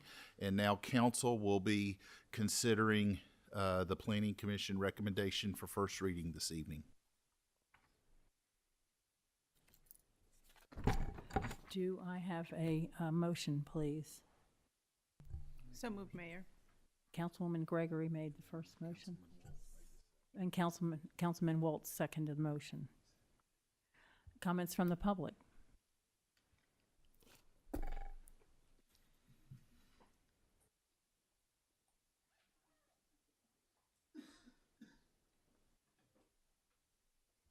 Good evening. Good evening, Madam Mayor and members of City Council. I appreciate the opportunity that you have allowed us to come and speak to you tonight regarding first, the application by Faith Hawks to designate our barn contributing. We ask that you accept the Planning Commission's unanimous recommendation to deny the application as written and recommend the structure to be non-contributing. And I can assure you that we're not asking for special treatment. We're just asking for fair treatment. From the very beginning, we have followed all the procedural rules for submitting an application to the DRB. We feel strongly that your vote tonight is about upholding our individual property rights and protecting your citizens from groups that bully and threaten applicants and hijack processes and demanding that the goalposts get moved mid-game. The process that has unfolded since June 26, 2024, when we put our application in, has been rife with irregularities, side-channel conversations with several DRB members and members of Historic Aiken Foundation. Charlie and I find that Faith Hawks' refusal to recuse herself in the December 17th meeting, while legal, was unethical and unfair. A non-contributing status in the Historic District, specifically Historic District 2, is not a death sentence for these stables. The DRB will review the application before any modifications can take place, regardless of its classification. In fact, the DRB manual I read, and I think this is important, and we talk about rules and regulations, but there's also guidelines. The standards and guidelines in that publication are not always rigid. Instead, they're guiding principles intended to preserve the character and integrity of properties while allowing for active use. The submitted preservation plans that we have honors Aiken and its history. The barn will have a commemorative component to Peter Green and his contribution to equestrian sport. The project has the full support of the extended Bostwick family and the Hitchcock family, who look forward to visiting it later this spring. Late last evening, I received an email from a representative of the Historic Aiken Foundation Board that they had met and they had agreed to support our preservation plans.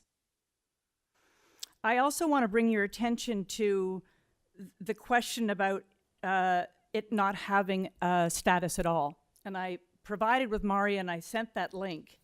In 1982, there is clearly the historic survey card, reference card, and it is on that number. And I don't know if you've had a chance to look at that further, but it makes reference, it's the whole property. All of that property that survey card was done was owned by Charlie's family. And it references the G.H. Bostwick stables as an outbuilding. My understanding in the Design Review Board, an outbuilding is considered non-contributing, so I would argue that it does already have a non-contributing status. Before I conclude, I wanted to mention that during the Aiken's comprehensive plan in the 1990s, everyone that owned residences in the historic district, well, in downtown, we were all consulted, and we had a say in the zoning of the property. We were part of the conversation, and we were treated fairly. The application that Faith Hawks presented was never consulted with us. It is against our will, and that is not right. And I would assume that there are a lot of people here today that feel that same way. Thank you for your consideration. Thank you. I wasn't sure of my time, so Charlie's going to speak. But I have a letter from Billy Hitchcock. Yes. Can you go ahead? Charles Bostwick, 525 Lawrence Street, Southwest.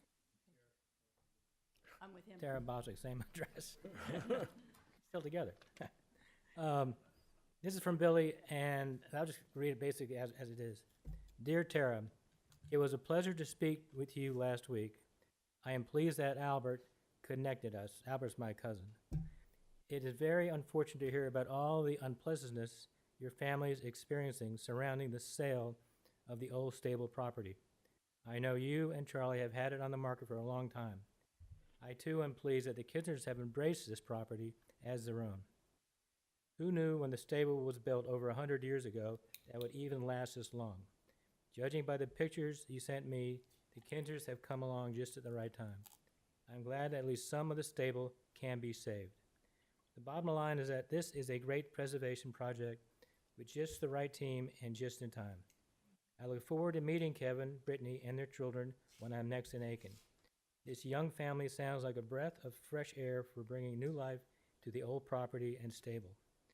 I particularly appreciate that they will be able to build their dream home below the relic and be surrounded by the woods. I think people forget this is what Aiken used to be about. Like Charlie, I love the notion of children playing in the stable again, or as much as it can be saved. This type of private endeavor has the most meaning to me and my family, as it demonstrates a genuine desire by the Kisners family to lead by example. The Kisners family should be applauded for their efforts, and the people of Aiken should be cheering. Lastly, Tara, I assure you that I have no doubt you and Charlie would never do anything to damage Aiken's rich history. The Bostwicks and the Hitchcocks families enjoyed a multi-generational friendship spanning over 100 years, the grand relationship that extends far beyond Aiken. The Kisner family, having lived their entire lives in Aiken and wanted to share in our unique history and raise their children surrounded by this history, bodes well for Aiken's future. I applaud you all. You all have my full and grateful support. Billy Hitchcock. Thank you. Yep.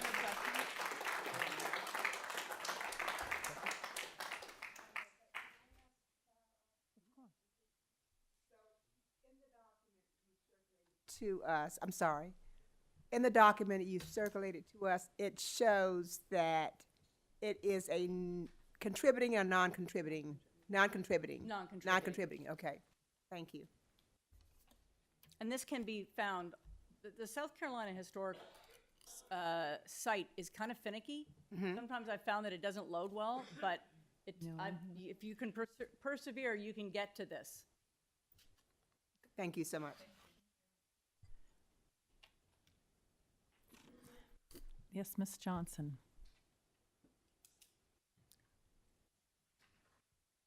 Good evening. Good evening, Madam Mayor and council members. I am glad you survived that chilly groundbreaking this afternoon. Linda Johnson, 515 Parkside Drive. I'm here representing the Historic Aiken Foundation Board. The board believes that the Hitchcock Stables should be designated as contributing. They are clearly historic based on extensive information that you can see in your packet and in the application. They meet 3 criteria for significance, any one of which would qualify them for historic designation. They have a strong association with events, Aiken's equestrian culture, that could make a significant contribution to Aiken, that made a significant contribution to Aiken history. They have a strong association with the lives of people significant in Aiken's history. Louise and Thomas Hitchcock, Pete Bostwick, Peter Green. Finally, they have distinctive architecture with their shingled exterior and their rounded corners. As Mr. Plyler said, designation is needed so that the DRB can properly evaluate the proposed plans for the stables. The designation process should not have taken so long, and that was wrong. But 2 wrongs do not make a right, and to designate the stables as non-contributing would also be wrong. This decision does involve property rights, but not just the property right of an individual property owner, the right of every owner in the historic district to be assured that the value of his property is protected because he knows that what is built next door has to fit into the district. That value is increased because his property and neighboring properties are subject to the historic preservation ordinances and guidelines. To call the stables non-contributing, non-historic, would jeopardize other properties in the historic district. It would set an inappropriate precedent of ignoring a property's history. A proper designation, along with those ordinances and guidelines, protects everyone's property rights in the historic district. 2 wrongs will not make a right. The historic significance of the stables cannot be denied.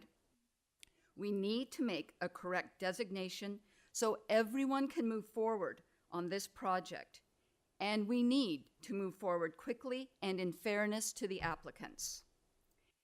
As mentioned earlier, based on the engineering reports and erosion issues in the COA application that's been submitted for the stables, and the future owner's commitment to preserve at least 50% of the stables, the HAF board supports the pending application, and we ask that the stables be designated as contributing as we go forward. Thank you. Thank you. Yes, sir, in the back.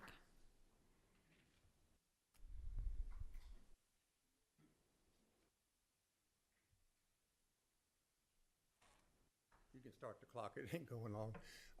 Jim Rhodes, 532 Glenwood Drive, a long-time equestrian, a long-time Aiken. I have done personal research. I cannot find any barns, except for the ones that aren't being used for barns, that the owner requested them to be contributing.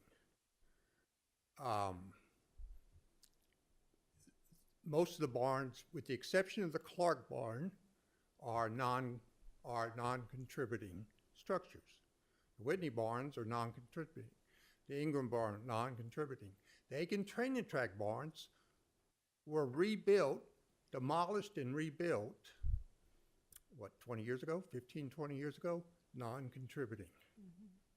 Barns were built in an era for their use. Barns were not built to last a lifetime. Horses are tough on barns. They don't last. They don't hold up. To make a barn a contributing structure or an architect, a historic, it's not going to work. Barns were built for that time. This barn, you would never put a horse in this barn again. It's not designed for how we take care of our horses today.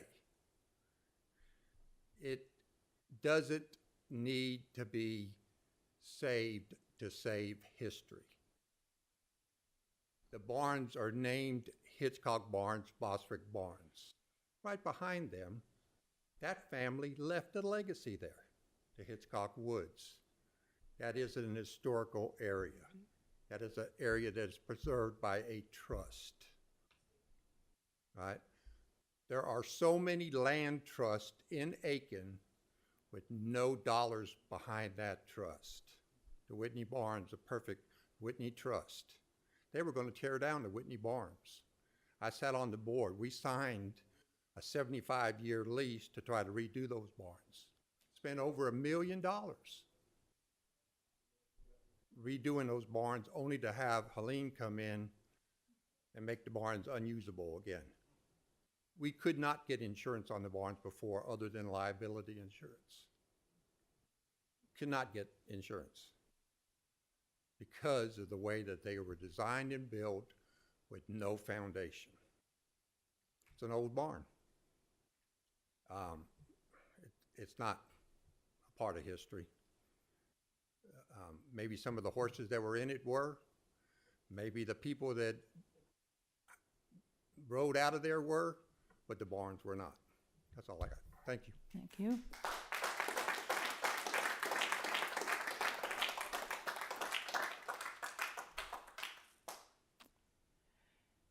Yes, sir.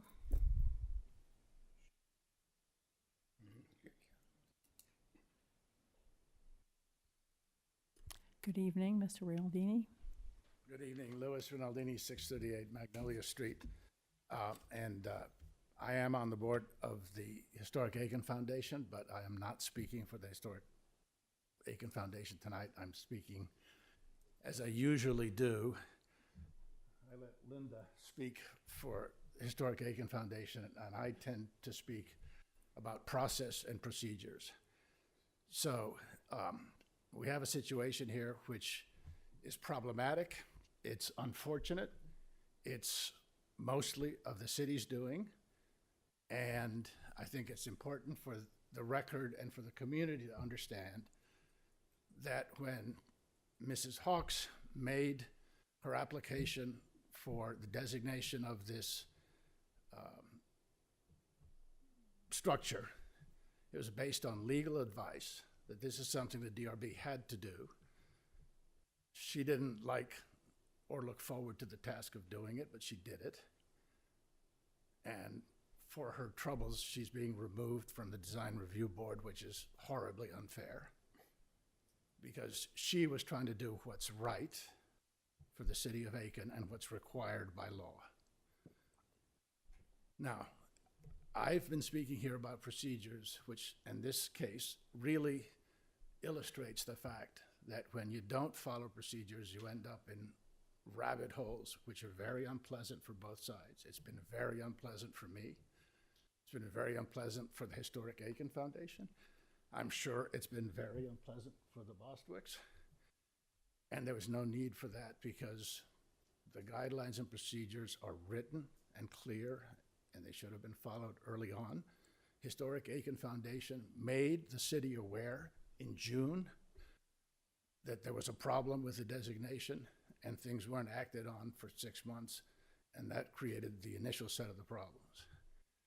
Apart from that, we are now going through the process as it correctly should. I've got to tell you, when you look at what the Planning Commission did, Planning Commission is a quasi-judicial body that needs to follow procedures and guidelines. They ignored entirely the laws and ordinances and guidelines of the city of Aiken when they voted to recommend that this be considered a non-contributing structure. That is a manifest error which can and probably should be appealed because they are ignoring the laws of this city. If you vote to make a clearly contributing structure defined in writing in your own laws and by thousands of pages in federal law about historic preservation, if you vote to make it non-contributing, your decision can be appealed. You're an elected body, much more difficult, unlikely that that would be overturned. However, you set any process by the Design Review Board to evaluate this property on the basis of flawed process, that decision can be appealed. So there's reasons why we have laws. As Mrs. Bostwick said, the entire community was consulted when these zoning laws were set up, and everybody in the community is subject to those same laws. I live in that historic district. I'm subject to these laws, and now one member of that community is asking to be treated differently from everybody else. So among the other things you have to consider is, are you going to bend and treat a citizen in this community one way, and then when somebody else comes up here and they're subject to being a contributing structure and they had to be treated as a contributing structure, they're going to say to you, why did you do this for the Bostwicks and not for me? So you have to be careful about the precedent you set. Now, people don't know this, but I approached Kevin Kisner and said that one of the functions of the Historic Aiken Foundation is to help residents understand these complicated guidelines and laws. And we did an analysis for them. I personally spent 12 hours doing research for that. I called the Department of the Interior to get expert advice. I consulted with lawyers on their behalf to find ways to do this, because it's not easy or clear that you can demolish a contributing structure. Unfortunately, there's not a lot of information on that. However, so we had a meeting, and he walked away. Unfortunately, when he walked away, he thought my attitude was my way or the highway. I ignored that. We continued to do research. We found a way. Sorry. We found a way 5 to minutes. recommend that this meets the guidelines because it preserves, the project is actually pretty good. And ironically, this whole issue is not about the project. The project is good. Thank you. So I urge you to think carefully about how you vote tonight. Thank you.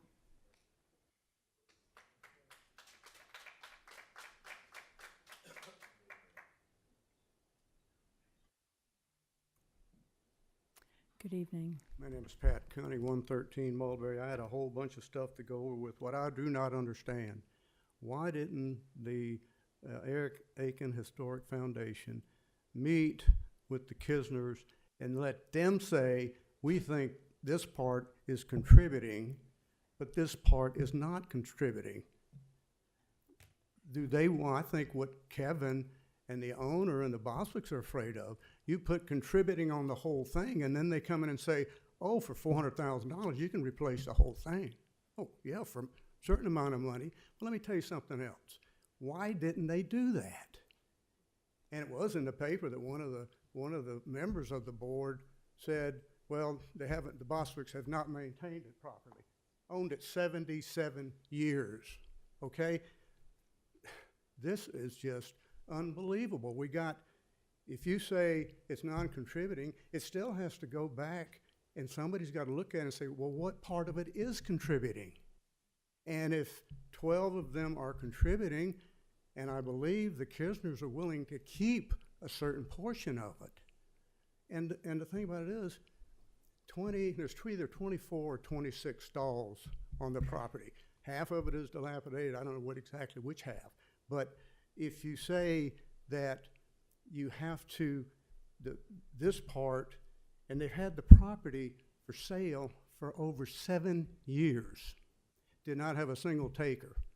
on 7.5 acres overlooking Hitchcock Woods, which is one of the most valuable land location there is in the city of Aiken. You know why they didn't have any takers? Because they had to try to repair half of the stables, which they didn't want. The market would not buy it. The reason why the Hitchcocks had 26 stalls, they owned 1,500 acres right next to it.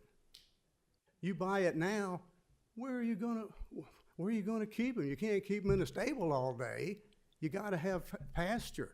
Well, think about it. That's the only thing that makes any sense. I do not understand why the Aiken Historic Foundation and the DRB can't sit down with the Boswicks and the Kislers and say, what is your plan? It wasn't fair. Remember, they had it June the 26th. They had the request. They never looked at it. And they never looked at it, especially when you got to the meeting. They told the Kislers, oh, we can't meet on this, one for an election, one for some other reason. And the last one, well, we can't even review yours until we figure out what the designation is. The whole thing has been unfair to the Boswicks. Even the DRB says it's been unfair. And even at the DRB meeting, they were saying, well, I'm afraid we can't move on this because we're going to get sued, and we've got every lawyer. My God, every time I turn around here, the city of Aiken's having to pay lawyers. And you don't get lawyers from Columbia at no $150 an hour. It's $400 an hour. And me, as a city taxpayer, I'm tired of it. How many Pascalis seats do we still have going on? At least 3 or 4, I'm guessing. We haven't settled them all, have we? We're still writing checks. Every one of us that are city taxpayers keep writing checks. What for? You know, they won, or somewhat won, but we're still writing checks. And we already know now that if you don't do what was said, they're going to sue. Well, I think part of the problem we have in the city of Aiken, we have Pascalis paralysis. We're so afraid of getting sued every time we turn around, and I'm frankly tired of it. But there was a solution early on, and as far as I was concerned, that the foundation blew it by not sitting down with the landowner and say, can we work this out? And they never did. Thank you. Thank you.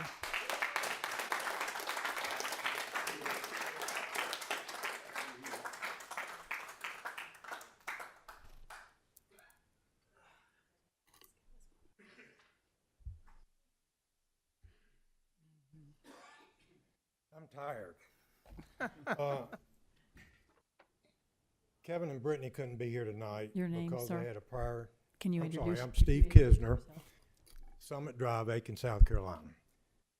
Kevin and Brittany Kisner couldn't be here tonight because they had a prior work commitment and have to be out of town. And Brittany wrote a letter she would like for me to read to you. Well, I have my own presentation, but there's so much duplication here. But I've got to read her letter, or she'll never forgive me. Okay. So I'm not going to do my presentation except that I wish Kevin were here to defend himself about a couple of comments were made. I want to relay my thanks to all of you for the immense amount of time each of you, this is addressed to you guys, each of the amount of time you give to our community. I am blown away by the hours each of you have spent at the meetings just for this designation application and the research and dedication you each put into every decision you make for your constituents. It makes me proud for our city. I continue to ask you to vote against Faith Hawk's application to change the designation of the barns to contributing status, and that you vote in favor of the Planning Commission's recommendation to give them a designation of non-contributing. I ask this purely because irregularities during the process that started with the DRB in June of 2024 and the ethical violations surrounding the former DRB chairman's application. We fell in love with the barns and the property when we first toured it with Tara and Charlie well over 18 months ago. We then began assembling a team of highly skilled professionals to help us with a certificate of appropriateness application for the barns due to the structure's deterioration. Our plan has always been to do our best to save the portions of that are reasonably savable. We have worked openly and in good faith with the city planning department and the DRB, and we have answered all their questions during the process. Our plans adhere to the U.S. Secretary of Interior standards and follows best practices for preservation. However, our application still has yet to be heard by the DRB, and our trust in the process is gone. I was shocked when the former direct chair canceled the November 5th meeting. She canceled it on the 4th because it was an election day on the 5th. And at that same time, they were on the agenda for the application to be heard, and subsequent to the cancellation, she submitted her own application to change the designation without even consulting the property owners, the Bostwicks. While her action may be legal, it is certainly not ethical. There is, in fact, a document called Preservation 101 that was prepared by the Preservation Leadership Forum with the National Trust. The following is an excerpt from that document. Remember, if you are not the property owner, it is always a good idea to communicate your preservation interests to the owner, as well as how those interests could benefit the owner, in a variety of ways. Establishing pleasant relationships with owners of historic sites early on can smooth the designation process later. This process has been highly irregular. There have been continued delays that violate our rights under the time of application rule in South Carolina. This designation application, initially submitted as a landmark application, then admitted as a contributing structure, has been an attempt to change the rules during the game. The inconsistencies during this process and the relationship between the historical Aiken Foundation and some, let me emphasize, some members of the DRB only erode our trust more. Kevin and I do not trust that this has been done in the best interest of the barns. We both truly believe this application was submitted to place restrictions on the private property of the Bostwick family without their consent and to prevent our application from being successfully heard and approved. This is why I again ask that you vote contributing status for the plan and for the Planning Commission's recommendation to designate the barns as non-contributing. Those are Brittany's words. If I hear anything else that compels me to get up and speak on my behalf, I would like to do that, okay? Yes, sir. Thank you. Thank you.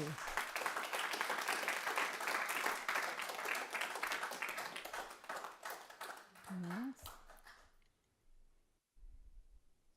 Anyone else? Going once? Comments from council? Would you like to comment? Thank you, Mayor. I will be supporting the Planning Commission's recommendation. I do want to say a few things. DRB, city boards, commissions should be a vehicle for our citizens, for the public, for our community, for our developers, for our investors, to come to a consensus. And we have completely deviated from that in this particular case. And Mr. Pat, you hit the nail on the head. Pascalis paralysis, 100%. We have got to go back to how we used to do business in the city of Aiken. Mrs. Bostwick mentioned, you know, we need to follow the guidelines properly, but that's the key word, they're guidelines, right? They're to guide the community, each other, the two parties that may not agree to that consensus.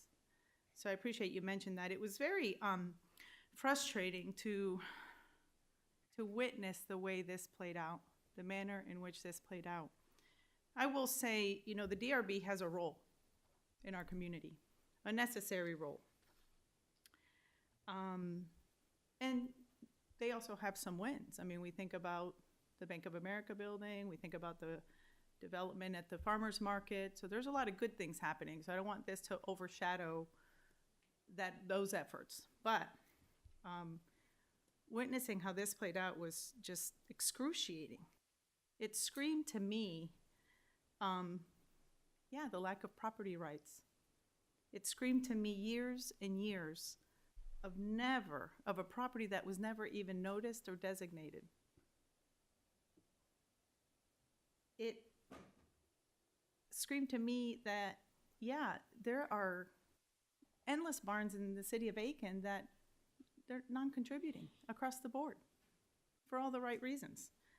Not to mention the countless errors and the learning curve. There's a learning curve with DRB, a lot of new members, and we have to, cut them some slack because, they're volunteers and nobody's making astronomical amounts of money on council or DRB or anything. And so, but we also have to accept the fact that there were numerous errors throughout this process.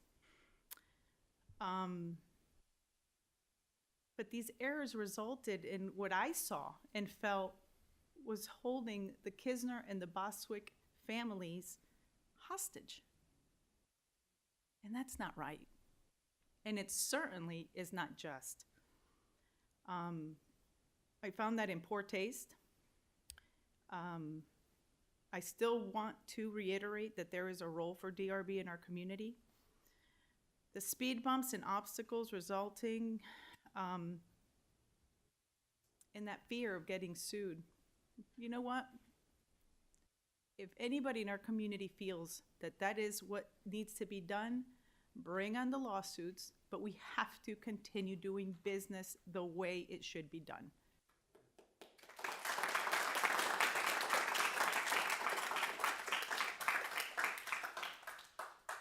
Bottom line, the Kisners are a very reputable company, the Kisner Construction, very reputable builders. They will provide quality product. I don't fear one bit that whatever they're going to do out there is going to be just amazing. I trust that.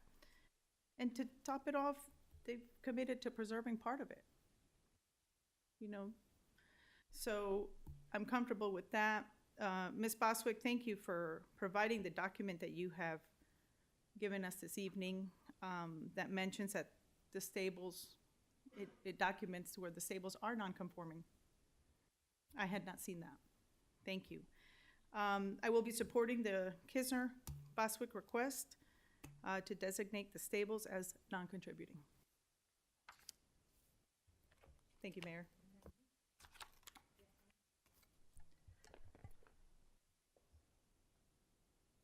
I have made so many notes. I hope you'll be patient with me. I don't want to repeat a bunch of things that have already been said. Can you hear me okay?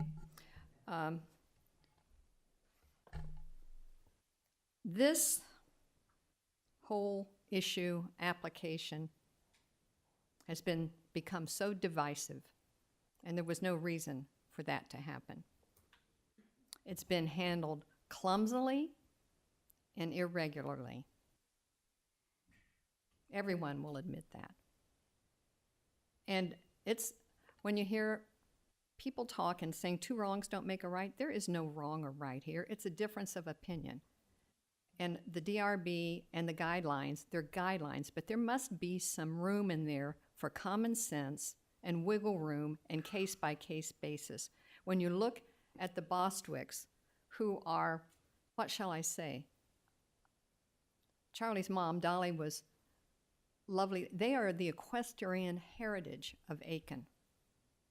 And the Kisners, who I've known, I think probably as long as I've known the Bostwicks, that are people of their word, that love Aiken. When I came to these meetings and saw the people here to support them and felt that this was not being done appropriately, these were people that have built our city, have put their life, blood, money, raised their children. And when they come out in that number to speak out, I'm going to listen. And I'm going to tell you also, as a city council person, this is not the message that I want sent to my community. I don't want this sent to people that are thinking about coming here or people that are here that want to move into the historic district. There's a way that this can be done. And this is not the only case. There have been a couple others. We go back with Mr. Goody, with the Millers, with their house on Park Street. There's been constant perception of punitive action. And to echo, every board and commission that we have, that City Council appoints, and I thank the DRB, the majority of the DRB, for their hard work and support, but we all are on the same team, and I want to project welcomeness. I want to work with them, and I don't want there to be that kind of feeling that people are intimidated to come before a board, that they're not going to be heard, or that they're going to, it just, this thing, it's just sad that it's come to this. And I will be supporting the recommendation of the Planning Commission. Thank you. Thank you. Thank you, Mayor. I finally made the trip and went down to see the barn. That was important. Being in real estate, being an appraiser, having looked at lots of things, I was absolutely amazed. I'd never seen that barn before. So it was good to do that because the pictures really don't tell the story. It is a pretty incredible barn. It really is. And it's got some history in the fact of what that barn has seen. But it is old, and part of it is really not salvageable without spending lots and lots of money. I won't gather a guess. But this is a win-win. And Kevin has shared with me the ideas, and he went into great detail of how they're going to replace what needs to be replaced and going to copy what's already there. It's going to be great. And it just sort of boggles the mind that now in mid-stride, we're going to say, okay, well, we want to give it a contributing. Why? Why? Whether it's contributing or non-contributing, they're going to replace it, and it's going to be great what they come up with. I've known Steve for years. They're going to do a great job in replacing that, and it'll be better than it's ever been, at least in a long time. If they were going to do this and update it per se, exactly how it was built, which really gets into some gray area as to whether that's the best thing to do for the whole thing. That was a long time ago. It's 100 years old, maybe longer. I suppose it's longer. But from a standpoint of right now, it's got some issues. So it's going to turn out to be fine. And I don't see any reason you're adding another layer of bureaucracy that doesn't need to be there on this. And it serves a purpose because we want to keep the integrity of downtown and everything done. But this barn is not getting torn down. Now, there may be some fear that, well, they get past this, they're going to tear it down. They're not. It's going to be great. It's a beautiful place. Pat referred to the fact of it's been on the market for 7, 8 years, whatever it's been. It's an incredible site. Everybody should at least go ask for permission from the Boswicks to go look at it. Don't go just roaring down there, kind of like what I did. But from a standpoint of the property, it's a beautiful property. The barn is going to be part of it, and it's going to be beautiful. We just need to move along and let their idea be heard. That's it. Madam Mayor, may I add something? And do remember that this is someone's home. Unlike some of the other things like the old hospital, people have been trespassing on their property to take a look, and I won't go into some of the other things that have happened to them since this time. So personal property rights come into this, and how would you feel if people were coming onto your property at all times of the day and night? We need to think about, that's very personal, very personal. That's a good point. What this is, it's a lot different than the old hotel. It's a lot different than the hospital or even the parsonage that we talked about earlier. It's a different thing. You can't even see it. And somebody made the comment that if you cut down all the trees, you could see it from the street. Really? We're going to cut down the trees? People will go crazy over that. Let's be realistic. It's going to be great. Everything's going to be fine. The Kisners have assured us time and time again, and if you've seen their plans, that what they want to do, let's see, I wrote it down. They've consistently said their desire is to stabilize and preserve. And I think the DRB guidelines say to conserve and enhance property values are one of their points. Isn't that just like hand in glove? I mean, I don't see a problem. Thank you. Thank you. Anyone else? But you go ahead first. We can't see each other here. That's okay. I've sat through a number of meetings, and I've listened to a number of comments from our citizens that live in this beautiful town, and some that had anticipated to live in Aiken, but they've made other decisions. They've made other decisions. This is unlike the town that we know and we love. There is nothing, there's no one in this room that I know that if I have a problem with you, I will come to you and share what's on my heart and what's on my mind. That does not seem to happen much anymore in our town. In Aiken, we work together. We talk to each other. We share information. When I reflect back on the history and historic designation, at one time, and this was shared with me, and I agreed, people looked in terms of designation as an historic structure with pride and with honor. But now they're scared to death. And why are they afraid? What I'm being told is that the conversation, the litany of things you have to endure, they ask me, is it worth it? And in some ways, it may be, but not when you are working, you're not working together. It saddens me, I don't mind telling you. We are in a place right now, and I can say this honestly because of my tenure here and years of service. We're at a place right now we've never been before. And that is not Aiken. This is not Aiken.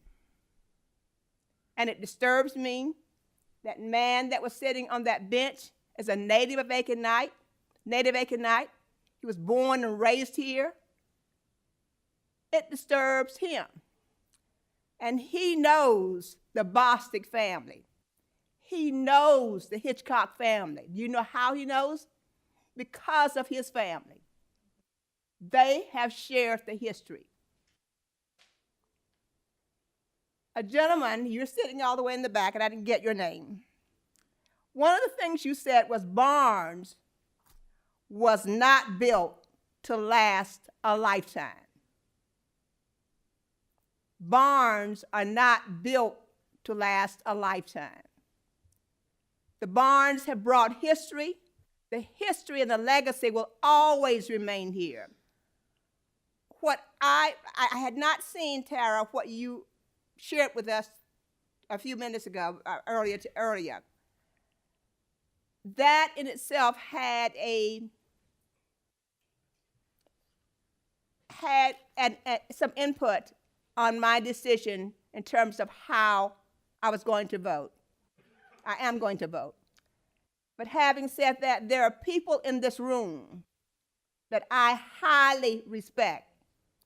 They're not going to mislead me. I've watched them over the last 25, 50 years of my life and what they brought to this town.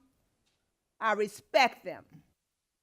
And that being said, I want to preserve history. I will work hard to preserve history.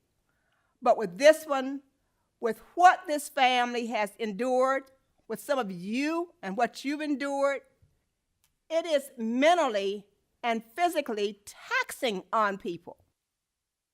And with that, I will vote within my heart to let's move on with this process. And let's send some great news this time with what I propose the Kisner will do. I know Brittany and her husband will have a much calmness with moving on with this process. Thank you for listening to me.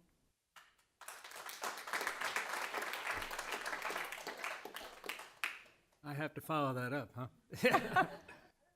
I'll be brief. I just think that this is a great example of something Pat Cunningham said. We've got too many lawyers involved in everything now. And this case here, I don't think the city did not provide the guidance to the commission that it needed. And I think the city dropped the ball on that. City handed it off to attorneys and let them fight it out. That's not how we work in Aiken. You talk to people. Mm-hmm. And we've gotten far too good at handing the ball off to an attorney and let the attorneys work it out. Dan, no offense to you, but I mean, they're looking at, for one thing, their client, whoever's paying, and that's what they should do. That's their job. We can't keep doing that in Aiken and make Aiken work the way it needs to work. I apologize to the Kisners. I apologize to Boswicks for what they've been put through on this. I think it's far exceeded what needed to happen. But you're getting the result today that you asked for, and that's the important part. So I will be voting to make it non-contributing. So thank you.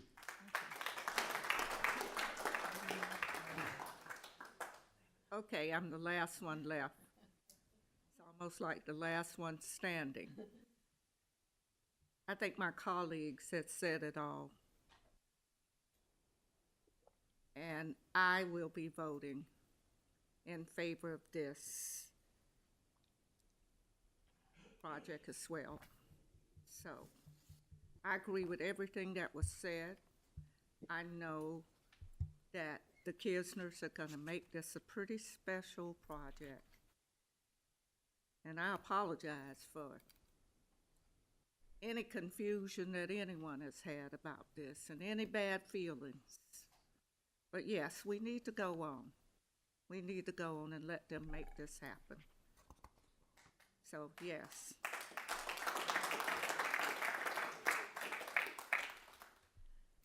Would you like to, Mr. Powell would like to speak. Yeah, sorry to interject some lawyer comments here, but I am gonna. So what's before you is controlled by ordinance 5.2.2. And I think one thing that's getting overlooked in this entire process from the points I'm hearing is that either way, as contributing or non-contributing, the structures are being added to the Aiken Historic Register. So this is not a situation where either they're being added to the register or they're not. And if you go to 5.2.2 subpart D, which is where consideration by Planning Commission and City Council is discussed, it says at the time of designation of a historic site, City Council shall determine whether the affected structure is considered a landmark, contributing, or non-contributing. So we're not in a situation where if you vote one way, the barns are not being added to the register, and if you vote the other way, they are. It's 522D, and it's for y'all to decide should they be landmarks, contributing, or non-contributing on that register. So I just want to make sure that's clear here for everybody. Non-contributing. Excuse me, I don't mean to speak for my colleagues, but I think we're all saying we are designating them non-contributing. Right. going along with the recommendation from our planning commission. That is Am I correct. right? Yes. That is correct. Colleagues? Boswick's understand? Yeah. Okay. So should we amend the motion to say we're voting non-contributing or? So, point of clarification, the motion that was pending was to adopt the recommendation of the planning commission. Okay. The planning commission's recommendation is that they be designated non-contributing. And that was described in the reading of the title of the ordinance. That's right. All right. First That's page. what I, And once again, the landmark property, nothing can be done structurally if it's landmark property. If a property is added to the Aiken Historic Register as a landmark, then the guidelines read that demolition shall be prohibited. But with contributing versus non-contributing, there's still an analysis that's going to have to be done by the DRB on any application involving demolition or even partial demolition. It's just one would have a slightly higher burden than the other, if that answers the question. And the Kisners are planning to, they want to demolish some of it and keep some of it, from what I understand. That's correct. Let me ask a question, Daniel, could we? But we're not voting on what they're building. We're voting on. No, just the. Not to Okay. make this historic? Are we ready to vote then? Could we amend? Oh, sorry. So I think it's fair to say that nobody has spoken out opposing this being added to the register. Correct. The difference in opinion that you've heard and the difference in the two recommendations is whether it gets added as contributing or added as non-contributing. Okay, but could we change our motion to make it non-historic? Doesn't get So I'm gonna say no, you couldn't, and here's why. The way the ordinance is currently structured, it's actually if you were going to add something new to the zoning. So a piece of property that's not currently in the Aiken historic overlay. Let's say there was another structure somewhere in the city of Aiken and someone wanted to have it added and get the same protections that the historic overlay has. The problem that we ran into with these particular structures is at the time that they were designated, so when they were brought into the historic overlay, there was not a decision made about whether they're a landmark, contributing or non-contributing. At least that was the belief. And I understand there's additional paperwork that's been added suggesting they were listed as outbuildings and that could be synonymous with non-contributing. That was something that was handed up to you today. But as far as the records before the DRB were concerned, there was no specific instruction like required in 5.2.2D that I just read about whether this is a landmark, contributing or non-contributing. So it's still already in the historic overlay. It's already part of a historic site. It's on the historic register at this point. It's just that part of 5.2.2D that says y'all have to list it as either landmark, contributing or non-contributing because it's already been designated, if that makes sense. Thank you.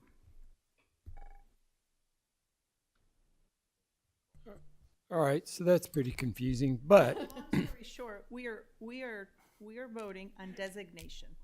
That's it.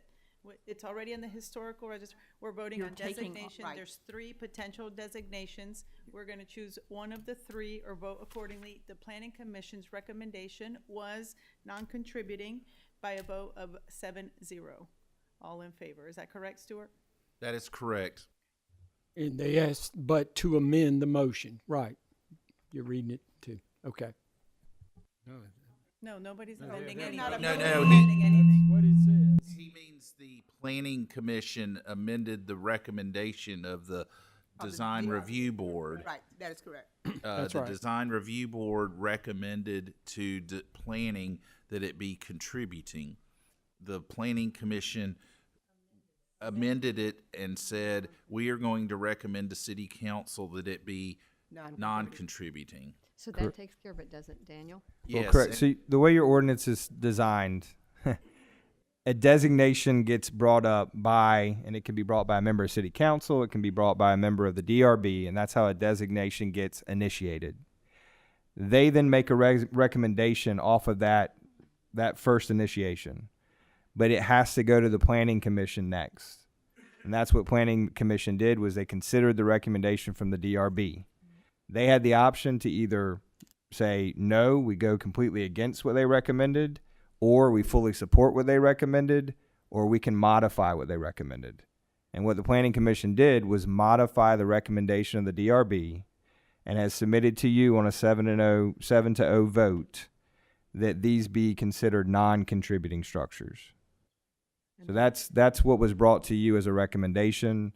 And as I understood the initial motion that was brought, that started our public conversation, was to adopt the recommendation of Planning Commission. Yes. So what's currently before you is a motion to adopt the recommendation of Planning Commission, which would be to designate these structures as non-contributing. Correct. So if you voted in favor of that motion, you would be essentially designating them non-contributing. That is correct. Yes.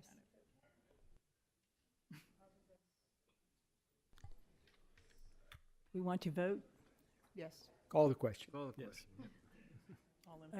All those in favor? I, 6 in favor, and I'm opposed. Stuart, I hope we'll move this along as fast as we can for these people. Now we go to this.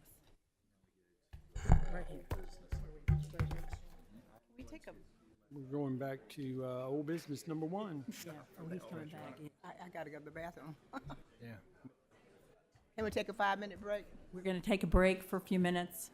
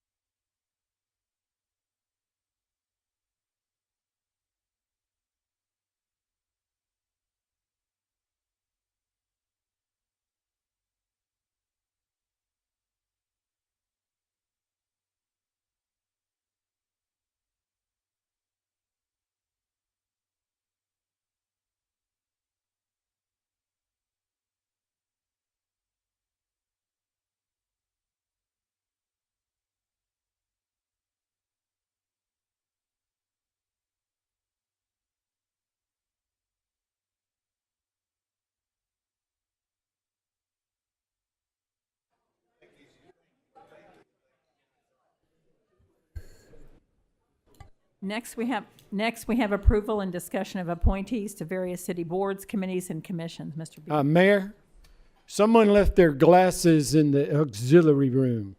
Sort of like leaving your car lights on and they've probably gone. And Put 'em anyway, right there. so we've got your glasses and we'll give them to Sarah. Mayor, Sarah, the keep 'em. clerk. I didn't find them. They was reported to me. Would you please tell Yeah, us about? we have the following board items for council consideration: the reappointment of Karen Daly to the Board of Zoning Appeals, Eugene White to the Energy and Environmental Committee, and the appointment of Leland Reynolds to the Design Review Board. Is there a motion to accept these nominations?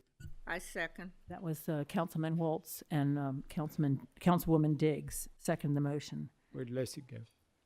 It was. Oh, well. Comments from the public, please. Comments from council? All in favor? 5-0 with 2 out of the room. Thank you. Councilwoman Brohl and Councilwoman Price out of the room temporarily. Thank you. Are there any nominations to consider at our next meeting?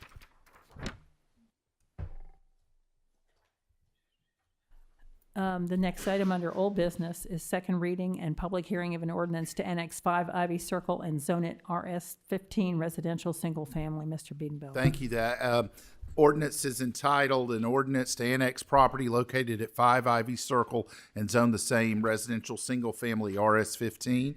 It is approximately 1 acre, zoned at RS 15 residential single family, consistent with surrounding single family uses.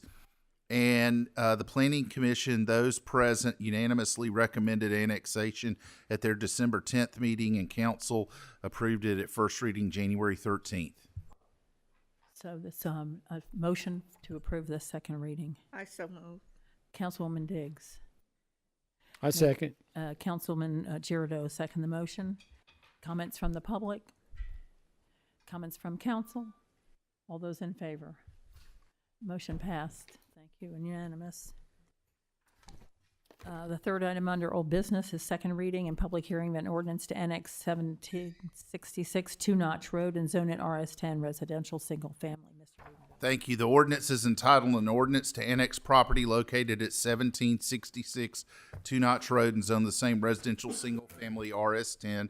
It's approximately 0.23 of an acre. The recommended zoning is consistent with surrounding uses. All those present at the Planning Commission at their December 10th meeting unanimously recommended annexation and zone as RS10, and it is council approved it unanimously at first reading on January 13th. It's before you for second and final reading. Okay, I need a motion, please, for this second reading. Mayor. Councilwoman Gregory made the motion, Second. and Councilwoman Price seconded the motion. Any comments from the public? Comments from council? All those in favor? Motion passed. The next item under old business is second reading and public hearing of an ordinance to rezone property at 740 Teague Street Northwest from planned institutional to limited professional. Mr. Biedenbell. Thank you. This is entitled "An Ordinance Amending the Zoning of Property Located at 740 Teague Street Northwest from PI Planned Institutional to LP Limited Professional." It is approximately 0.36 of an acre on the east side of Teague Street between Columbia Avenue and Hill Avenue. It was previously zoned LP Limited Professional prior to the Clyburn Center campus rezoning about 6 years ago. It is no longer part of the Clyburn Center campus, and the request is to return it to the former zoning classification. It is consistent with the LP zoning would be compatible with the office and residential land use on nearby properties, and all those present at the Planning Commission at their December 10th meeting recommended the rezoning, and council approved it at first reading unanimously January 13th. Thank you. Motion for adoption, Madam Mayor. Motion for approval. Oh, thank you. Councilwoman Price and Councilman Girardeau second the motion. Sure. Comments from the public? Comments from council? All those in favor? Motion passed unanimous. Thank you. Now we have second reading and public hearing of an ordinance to rezone property at 2223 Whiskey Road from general business to planned commercial and approve a concept plan. Mr. Biedenbell. Thank you. It is entitled an ordinance amending the zoning of real estate owned by Carmela Sears from general business to planned commercial PC and approve a concept plan. It is approximately 4,300ths of an acre parcel. And at 2223 Whiskey Road, it would be zoned from general business to planned commercial. It would be a coffee drive-through restaurant, and the applicant proposes to remove the existing building and redevelop the lot. The parcel fronts on the west side of Whiskey Road and adjoining properties to the north, and across an access drive to the south. Those properties are developed as drive-through restaurants. And the one item at the last meeting, in the back of this portion of your agenda packet, we included the landscaping around the storage building. The engineer for the project, Mr. Banks, who is here, asked that council waive condition number 2. Council discussed the request and asked that the renderings be included, and it is included in the packet. And it's up on the screen in front of you. And what we would need to do is, as part of the ordinance, should council wish to move forward with this item and accommodate the applicant's request, is to amend the ordinance and remove item 2 from the ordinance. And item 2 states that the accessory storage building be visually screened by evergreen shrubbery at least 3 feet high at the time of planting and at least 7 feet high at maturity. And Mr. Banks, I believe, noted that this is kind of a standard look for those these particular type of developments. And did I get that right, Mr. Banks? You can come up. Absolutely.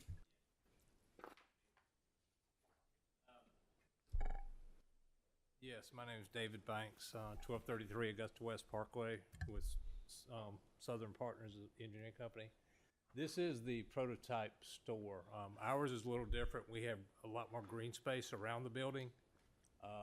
There will actually be, if you look at the site layout, it has but if we do put we're okay with putting some low shrubs in front of that, because there will be grass or open space. We have to hit 30%. I think it's 30%, 20. Okay, we're about 30% open space. I told him 30, so I'm good.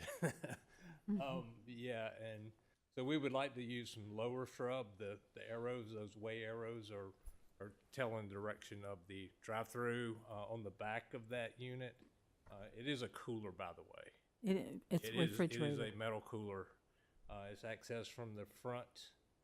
They traverse in and out from the front there.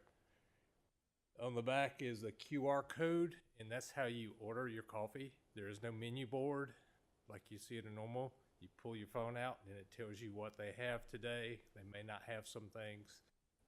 So that's why if we put high bushes on the back, we wouldn't be able to see that. So then we'd have to put a menu board in, which have lights and other things like that. But we are going to have more grass around in this picture. It's not all concrete. That's what we have. So we would like for that to be removed, or at least lower the foundation. Let's call it foundation plantings instead of, screening. So that's shiny metal? That is a shiny metal that's wrapped in plastic. It's a wrap like they do on cars. It gets dented so easily. It is a cooler. Right, you touch them and they... It's going to be about 3 or 4 feet away from the driving surface. There's not going to be cars parked up against it. We have, I think it's 3 feet from the back of curb to, where you see the foundation at the bottom of it. That's the foundation for the cooler. Brick. There'll be 3 feet in there of grass or foundation plantings. So it would not look like this, but that's the cooler that we're talking about. Madam Mayor, should we maybe Stuart or Maria, just say he complied with landscape directions that, you know, rather than having the planting that has to be 7 feet high, would that cover it? Yeah, I mean, that's fine. It's just the requirement to screen any sort of coolers or any sort of mechanical equipment. If you would like to waive that, that's fine, and just say lower landscape plantings. Right. Yeah. I think we want, you're gonna do something. You just don't want it to be. And if you looked at the site plan, which I don't know if it's up here, we do have, it's not concrete asphalt building. Okay. There's greenery around the building. And I think that's what Mayor was saying also. And that's like arrows? Those arrows, yeah, those are arrows for pointing the direction for the drive-through, that so you way. don't go in the wrong direction. So you pull, see And the they're store, black? you go this way. It's black? I believe they're red. Yes, they're red. If a little bit better picture I brought with me. Yes, they are red. Oh. Hopefully. Can't miss those. And we would need a motion to make the necessary amendment.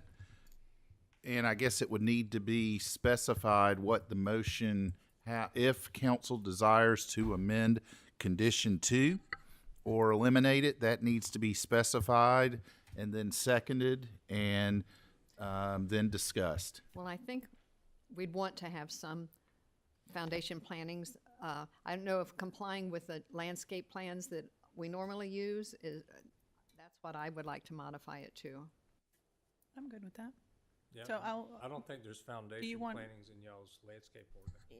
Just so you know. Correct. We just require screening, so anything he does for landscaping or lower plantings, that would just be regular land, not necessarily something from our Right, ordinance. and you wouldn't have to approve that, or you could do that administratively, correct? Sure. Okay, let's do that. So it would be Be removing the screening. Right. Okay. Those 7 feet high things. Yeah.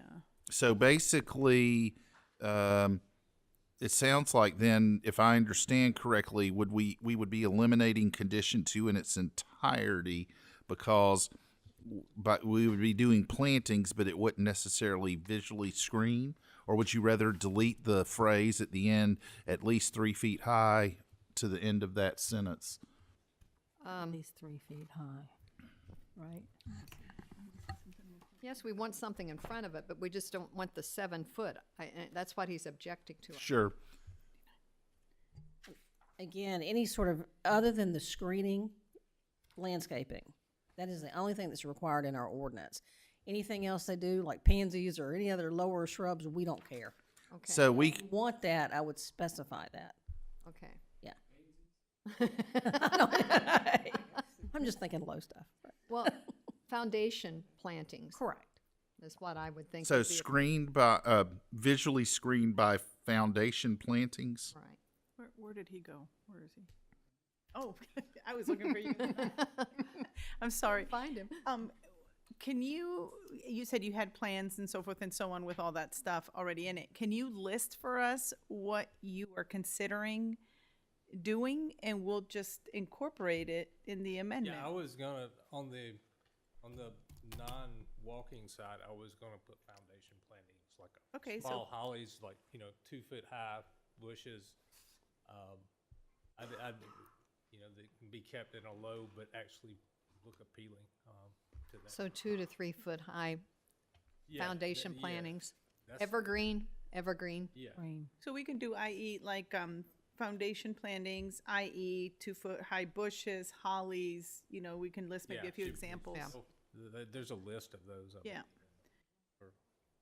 I mean, I'm fine doing that. Sounds good. Yeah. You want to state the amendment? Okay. Councilwoman Burl? Yeah, who made the motion? You're about to. It has. No one has. One has. We've lost all control here. Madam Mayor, Yes, ma'am. move that we pass this second reading to rezone the property at 2223 Whiskey Road from general business to planned commercial. And for the conditions, number 2, that be restated that it doesn't have to be the 7-foot-high evergreen shrubbery. It can be foundation plantings 2 to 3 feet, evergreen, like hollies, et cetera, anything that would stay evergreen. And I will second that motion. Great. So if we wrote, screened by foundation plantings 2 to 3 feet, evergreen, foundation evergreen plantings, screened by foundation evergreen plantings 2 to 3 feet high. Right. Okay, thank you, got it. No problem. Okay, that was Councilwoman Gregory. Seconded. Second, Councilwoman Broll made the and motion. Councilwoman Broll made the first. So, comments from the public? Comments from the council? All those in favor of that, including the amendment? Motion passed unanimously. The final item under old business is second reading and public hearing of an ordinance to adjust the 2024-2025 budget. Mr. Beedenbow. Thank you.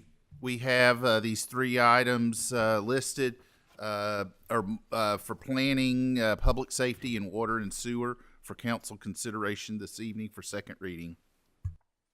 Thank you. And the ordinance is entitled an ordinance amending the budget of the city of Aiken for the fiscal year beginning July 1, 2024 and ending June 30, 2025 for the general fund, planning, and public safety and water and sewer fund. Thank you. Is there a motion to? So move, Madam Mayor. Councilwoman Price I second. and Councilwoman Diggs seconds the motion. Comments from the public? Comments from council? All those in favor? Motion passed. Thank you. We now move to new business. We have several items under new business this evening. The first item is first reading and public hearing an ordinance to annex 1109, 1112, and 113 Conger Drive and zone them RS15 residential single family. Mr. Beedenville. Thank you. The ordinance is entitled an ordinance to annex to the corporate limits of the city of Aiken certain properties consisting of 3 lots owned by several owners and located at 1109, 1112, and 1113 Conger Drive and then zone the same residential single family RS15. These 3 lots are anywhere between approximately 52/100 of an acre and 55/100 of an acre. The requested zoning is consistent with surrounding lots in the city in the Aiken Estates area. The Planning Commission reviewed these 3 applications and unanimously voted to annex all 3 properties in zone RS15, and it is before you tonight for first reading. Thank you, sir. Is there a motion to amend this? I so move, Madam Mayor. Councilman Broll. And I need a second from Councilman Girardeau. Any comments from the public? Comments from council? All those in favor? Motion passed.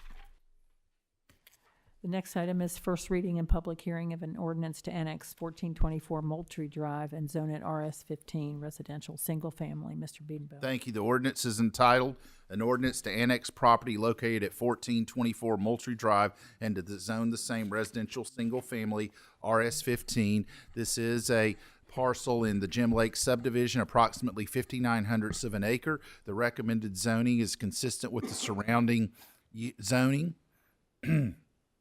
And all those present at the Planning Commission unanimously recommended it be annexed and zoned RS15, and it is before you for first reading tonight. Thank you. So moved. Councilman Girardeau made the motion. I need a second. Councilwoman Woman Broll second the motion. Any comments from the public? Comments from council? All those in favor? Motion passed. Thank you. Now we have first reading of an ordinance to rezone 102, 114, and 118 Williamsburg Street Southeast from light industrial to downtown business. Mr. Bean. Oh, right. Motion. That is the new I building. second. Yes, and this is an ordinance to rezone property located at 102, 114, 118 Williamsburg Street Southeast from LI Light Industrial to downtown business. And you can go ahead and make the motion again. I did. So Councilwoman moved. Price and then Councilwoman Diggs. Okay. Seconded. Thank you. Any comments from the public? Comments from council? All those in favor? And minus Councilman Waltz, Abstain. who abstained. Thank you. Or recused. The fourth item under new business is first reading of an ordinance to rezone 223 East Boundary Avenue as southeast from light industrial to residential single-family RS6. Mr. Thank you. It is an ordinance amending the zoning of real estate located at 223 East Boundary Avenue Southeast from light industrial LI to residential single-family RS6. The parcel is located on the northwest corner of Thorpe Lane Southeast and East Boundary Avenue Southeast.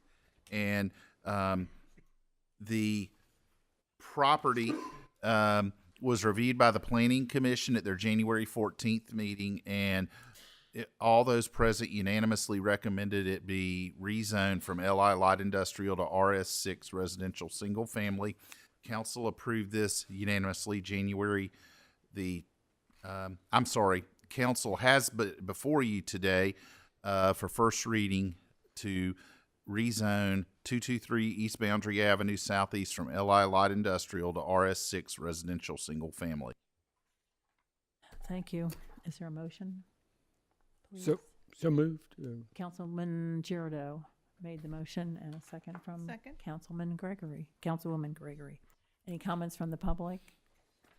Comments from council? All those in favor? Thank you. We're all in favor. Record time. The next item under new business is first reading of an ordinance amending the city code section 6-4 regarding the drinking of beer and wine in public places. Mr. Beedenbow. Thank you. It is an ordinance amending section 6-4 of the Aiken City Code regarding the drinking of beer and wine in public places.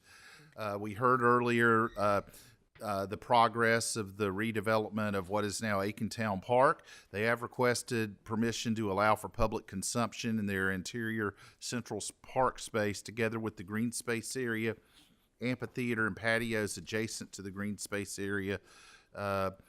Parking spaces, sidewalks within the right-of-way of Iron Horse Crossing Southwest in front of the existing Belk store around the Central Park and between the interior sidewalks, all shown as Central Park, located on the graphic there in green.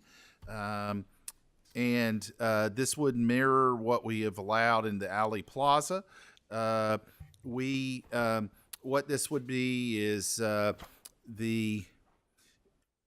between designated hours within the confines of that green area, patrons of establishments adjacent to that area may purchase one beverage at a time, either beer or wine, no spirits or liquor, and in cups that do not exceed 16 ounces and are made of not made of glass, or essentially plastic primarily, or other non-shattering material.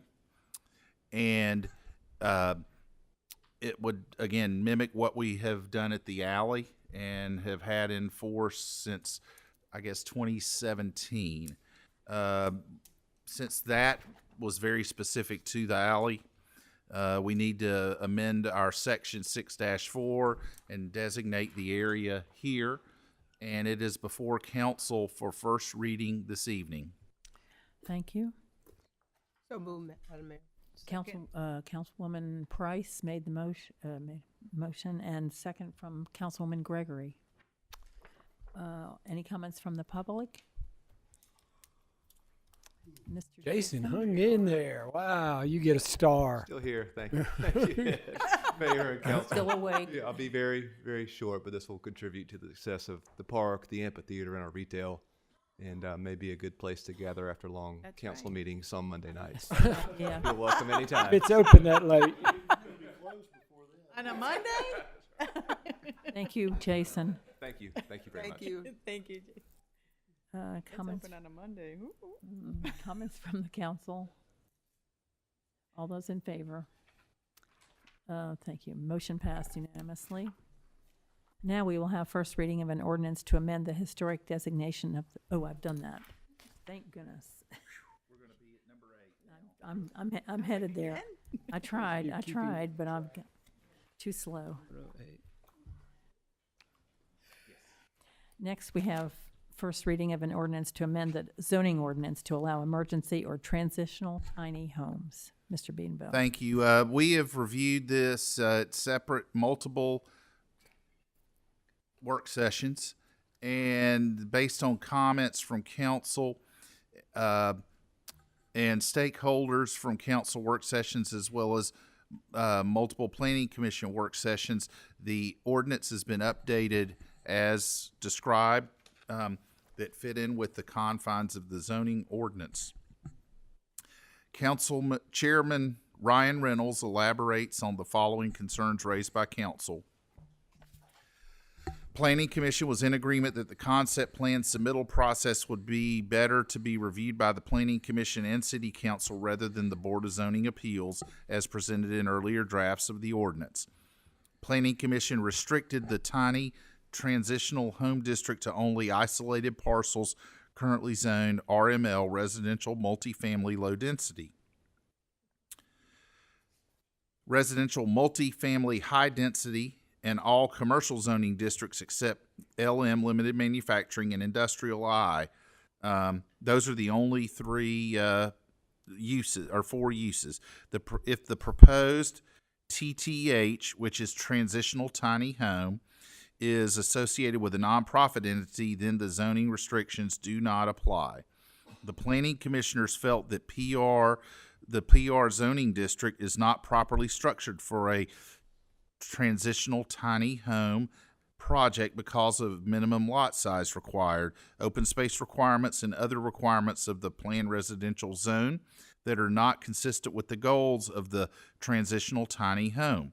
If council desires to allow for for-profit entities to develop tiny home communities, this would be best suited for a separate additional ordinance to address. So, the ordinance is entitled An Ordinance to Amend the Zoning Ordinance to Allow Emergency and Transitional Tiny Homes, and this comes to you via unanimous recommendation by the Planning Commission for first reading. Thank you, but only for nonprofit. Yes, if it for profit, it needs to be a separate. We need an additional ordinance to address, and whether it's with this current iteration of the zoning ordinance or as we begin the process of amending our and rewriting our zoning ordinance, which we will begin having meetings next month and numerous public hearings. The hurricane delayed the start of that, I might add. Thank you. Is there a motion to amend this zoning ordinance? So moved, Madam Mayor. Councilwoman Price I second. and Councilwoman Diggs second the motion. Any comments from the public? Good evening, Mr. Clare. How are you? How are you? Fine, thank you. George Clare, 782 Burden Lake Road, and I'll make this brief. I am the president of Aiken County Homeless Housing, and as you know, we've been looking forward for multiple years to be building some tiny homes for the homeless. We know that you, the Planning Commission, and city staff have been working on this for months. We're pleased that the zoning ordinance has gotten this far, and we thank you, everyone who's been involved, for their efforts, for their insights, and their wisdom. I would not be honest if I didn't mention that the first drafts of the ordinance caused our organization to object because of our perception of a very high cost.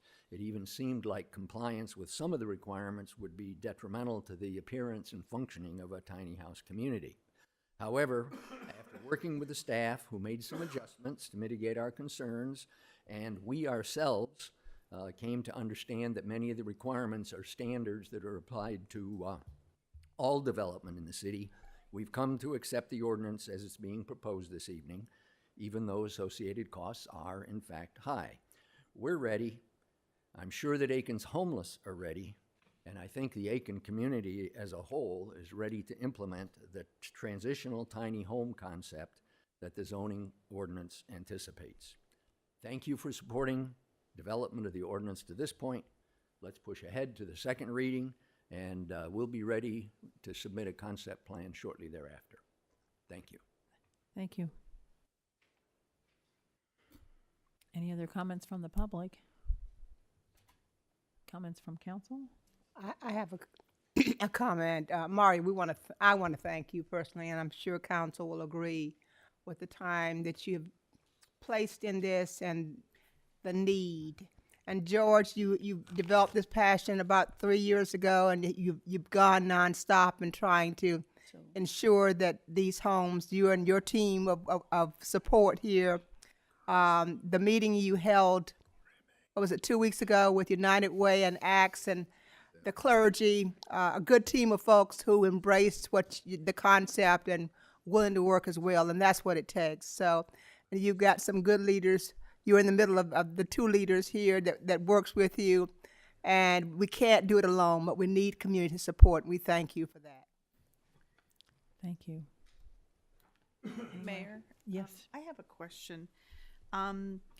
Maybe Mario, if you can clarify, on the second bullet on page 359, where it says Planning Commission restricted the tiny transitional home district to only isolated parcels currently zoned residential multifamily low density RML, residential multi-high density RMH, and all commercial zoning districts except limited manufacturing LM and industrial I. So that makes sense, I get that. But then it says, if the proposed TTH is associated with a nonprofit entity, then the zoning restrictions don't apply. Right, I caught that too. It actually should be, if the proposed TTH is associated with on the same parcel as the nonprofit entity, then the zoning restrictions do not apply.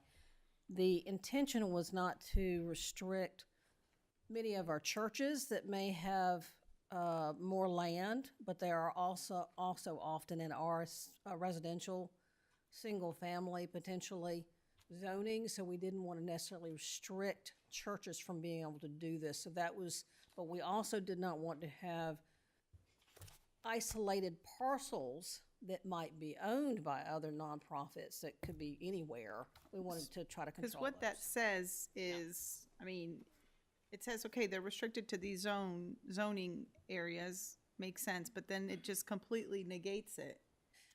I mean, the way I'm reading it, I'm just trying to understand. Right, Then it says if the proposed TTH is associated with a nonprofit, which is what this ordinance is for, correct. Then none of the zoning restrictions apply. So, again, that sentence is not structured properly in that. Okay, let's see. Let me go to it. It's the restrictions do not apply to property located on the same land as the location of the nonprofit entity. That's, I guess, the source memo from on page 363. If you look at the end of that second bullet. Yeah.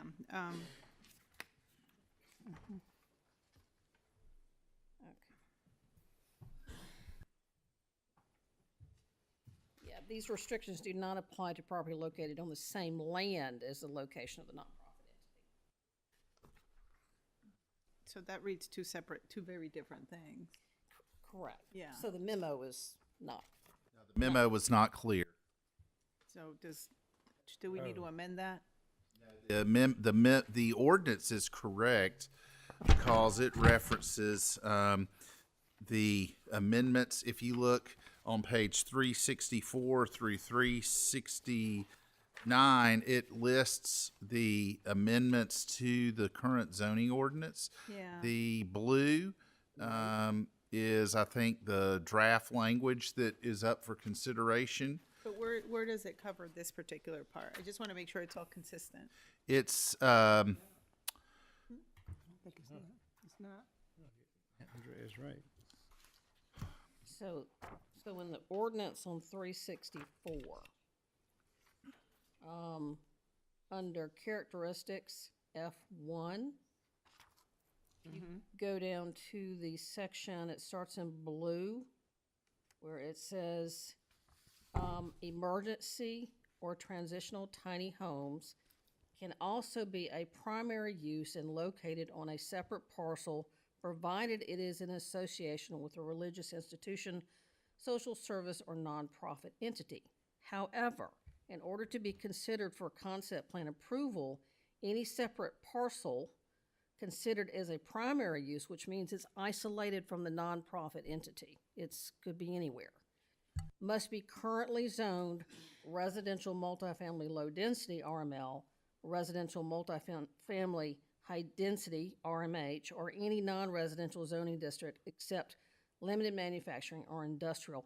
That's where the language is restricting those parcels that act in isolation of the actual managing entity. Gotcha. So, Yeah. so if a nonprofit wants to move forward with this concept, it has to be restricted, RMH and RML. However, if it is a religious institution, or what is it?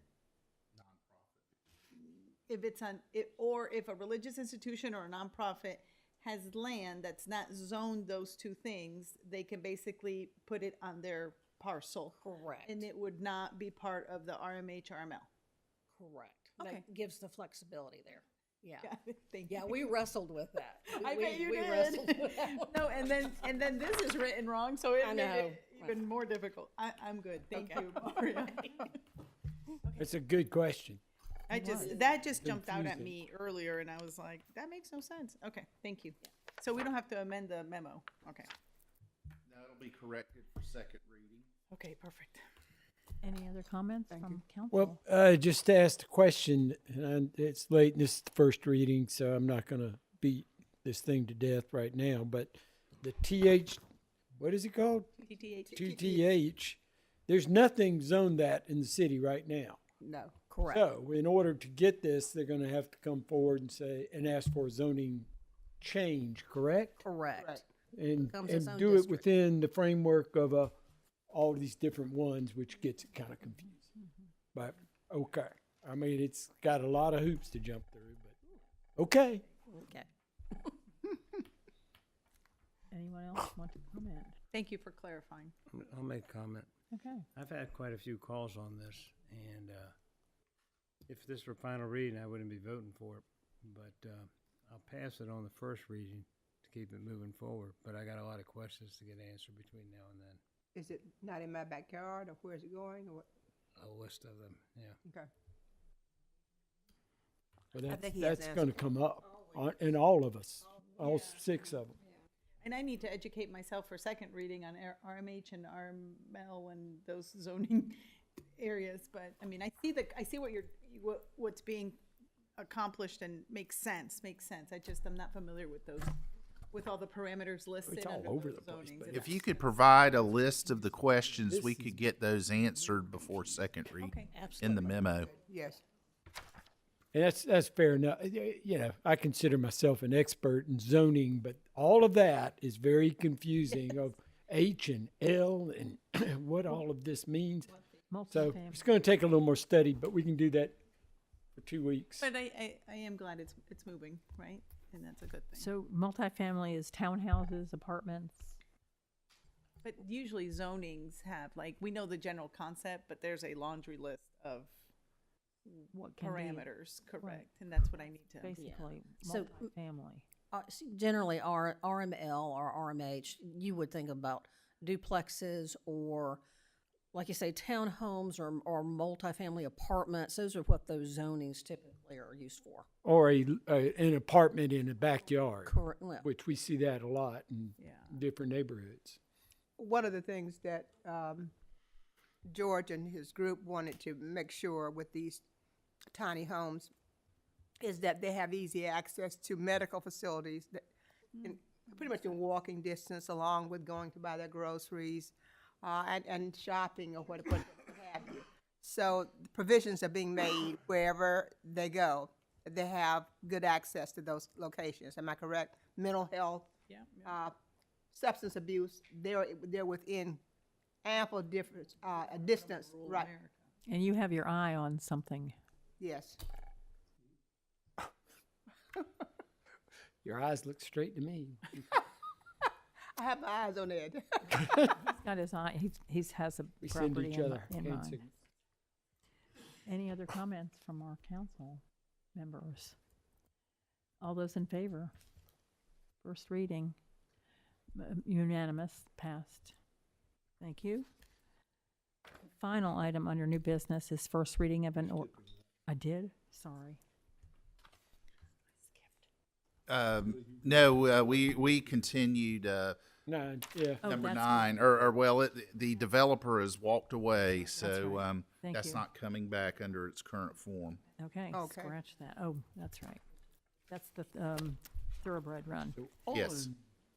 Okay, now we move to petitions and requests. The first is approval of a resolution to provide water service on Wire Road across from Nobles Lake Road. Mr. Beebe. Thank you. It is a resolution authorizing the provision of water utility services to property located on Wire Road across from Nobles Lake Road. This is a request from the applicant and owner of the property for 157 single-family detached residences. It is a proposed density of 1.3 lots per acre. Since it is a request outside of the city for utilities, that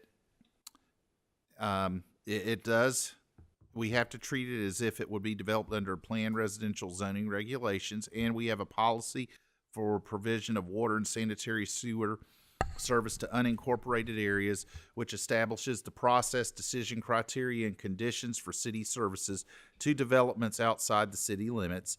The Planning Commission discussed this request for water service at the January 14th meeting, and the Planning Commission voted 5-2 to recommend approval of this service for the property known as Cooper Place, with the following conditions: that an agreement be recorded and executed so the subject property is annexed as soon as it becomes contiguous to the city limits.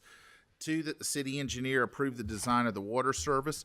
3, that the site and landscape plans comply with the City of Aiken landscape regulations for perimeter buffers and frontage planting strips. 4, that the site and landscape plan comply with the City of Aiken open space and recreation space requirements. 5, that an entrance sign is to be no larger than 24 square feet with a maximum of 8 feet in height and be a ground-mounted monument sign. 6, that SCDOT approve encroachment permits for the proposed entrance roads. 7, that a traffic impact analysis is submitted and approved by SCDOT and the city's traffic consultant, and that the developer constructs any traffic mitigating measures that are identified as necessary. And finally, that an executed agreement on the provision of city services listing conditions of approval be recorded within 90 days of approval by City Council at the Register of Deeds office. And this is before council this evening. Thank you. Do we have a motion to approve this resolution? So moved. Councilman Girardeau and a second, please. Councilman Waltz. Second the motion. Any comments from the public? Yes.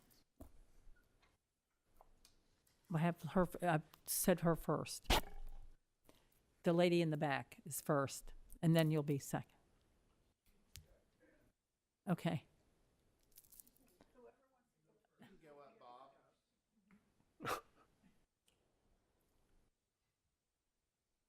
Thank you all, council members and staff, for waiting this long to hear what I'm going to tell you. I don't know if this is the right item, though. If this is about the Henderson Preserve, I think that's the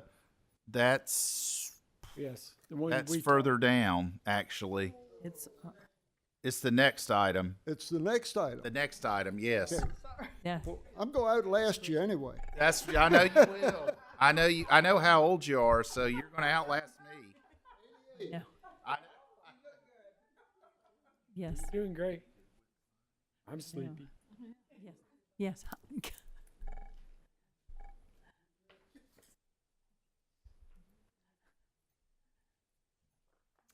Yes, I'm Donna Capril Craft, and I live with my father, Mr. Capril, at 2783 Wagner Road.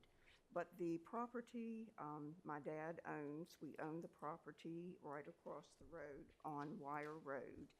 And I'm very, very concerned because the property that we have is directly across from where this development is potentially going to be put in. I'm very concerned that the privacy that we had in the country, where it was peaceful and where it was quiet, it's going to be compromised. I'm concerned about the amount of traffic, the pollution. If 157 homes go in, I think the city is overstepping their boundaries by going into the country and into the county. My cousin, who is Dr. Richard Glenn Gunter, owns the tract of property right next to this development. And according, you don't have the topographical, but this area is a drop-off area. There is wetlands that I believe belong to the Jackson family. And there's a creek, and all of this eventually runs into what used to be Johnson's Lake. I'm concerned that if 157 septic tanks go in, there's going to be issues and perhaps problems. I'm concerned with grass and fertilizer and pollution and runoff going into these areas of lowlands and wetlands. Are we still on number 9? I'm also very concerned about the state's growth and concerns over water availability. This was in the newspaper not too long ago. Is all we're talking And about. Governor McMaster is concerned about the amount of water that is being consumed and used. I did a little bit of calculation that the average family of 4 uses about 400 gallons a day. That's just household use. And if there are, say, an average of 150 homes, plus this other development that's going in where Michael Laughlin had his property that was in timber, which he invested in quite heavily, that's 140,000 gallons per day. And I'm wondering if the city of Aiken can provide quality water on that astronomical amount of growth. I'm also very concerned about that growth because there's only one school in that area. And if that much growth is going to be coming, the school is already overbooked and crowded as it is. That's a consideration. The amount of traffic is also a consideration.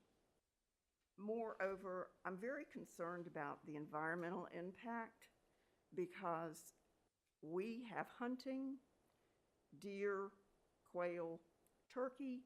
You can wake up and see them right out front. There's also a coastal Bermuda field right here that we are allowing Mr. Sigler. He's a farmer that lives right down the road at Sigler's Crossroad.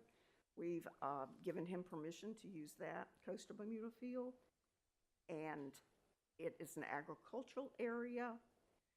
The folks that I've spoken with and went door to door up and down Wire Road from Cooks Bridge onto the property at 160 Wire Road, they are very disturbed by this amount of growth.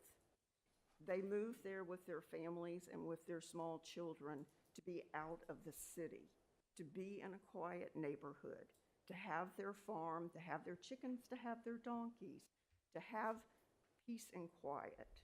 And with this type of development, Aiken just cannot sustain all of this growth. Also, I did some research, and the Farmland Trust organization found that so far there have been 300,000 acres lost due to high development. And out of the United States, we rank number 8. And the counties that are, quote, hot spots Can you for wrap the up? most loss of land, number 1, Aiken. Can you wrap up, ma'am? Anderson, Greenville, Spartanburg, Lexington, followed by Richland. And I'm very concerned that we are really destroying our environment. Thank you. It's 5 minutes. And something needs to be considered and have a heart. Thank you.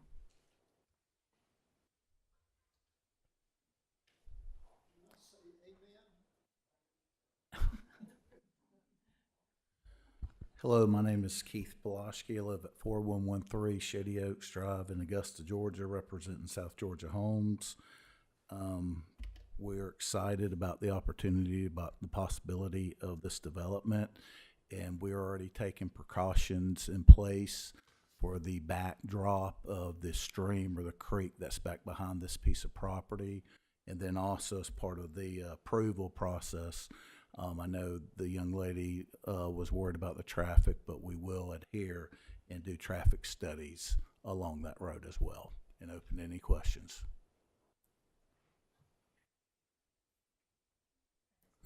Just from the standpoint of water, if you weren't granted water, would you consider going with wells? Obviously, I think it would affect your density, but that's still an option, correct? Yes, sir. And you can't do wells unless you're denied the water. Correct.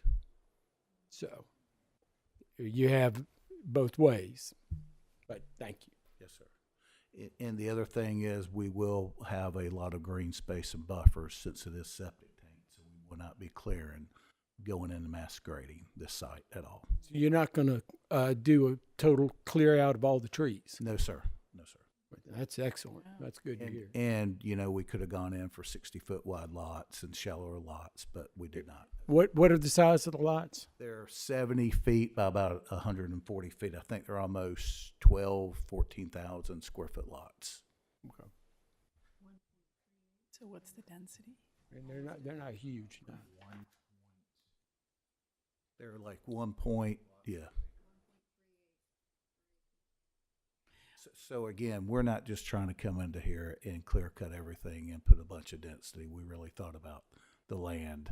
Yeah, I have a, I appreciate that. What's the- I hate the clear cut. Oh, I do too. And what's the price point of the lots, please? Well, and you know, I'm building off Powder House Road in a subdivision called the Sanctuary right now, and those homes have crept up to about 400,000.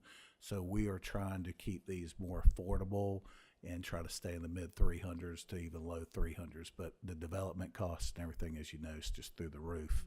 And that's probably where we're doing a misjustice to our people, our teachers, or firefighters. You can't just produce houses anymore around $300,000. But that's what we're trying to do. So 1,800 square foot ranches to 2,000 square foot ranches.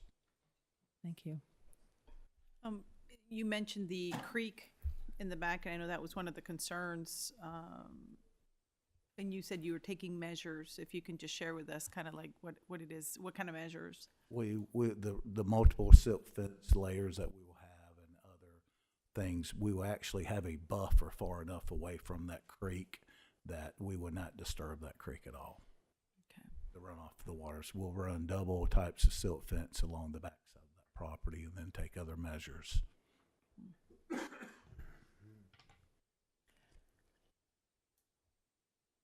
Thank you. Anyone else? Comments? Comments from council? Just want to reiterate kind of Councilman Gerardo's point on, this is for water access. And so whether or not we approve it, they would run into an option of doing wells. That's correct. So they seem full steam ahead on the project regardless of how we vote. So I just wanted to point that out. And we've got several of them tonight, and this is just the first one. So it's all going to be the same, and we're going to hear that issue because I've already talked to Mr. McCartney a little bit about it. And again, the county, all we're voting for is, do we supply them water or not? We've gone through that in the past, in the last 40 years, where things got denied thinking that'd stop them, and they went ahead and got it other places, water, sewer. In this case, they've got septic tanks already, and we're not being asked to provide sewer, but we are being asked to provide water. So it won't just stop them, because the county's approving the subdivision. It probably would affect the density, like we talked about. But it'd probably still be a subdivision. They cannot, they have to come to us first because that is part of our water district. That's going to be the same on each one of these.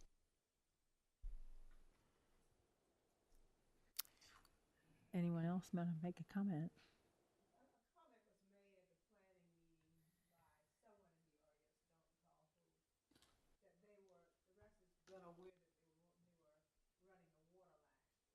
Pretty public that we run water lines? Yes, we approved that, goodness, a year ago?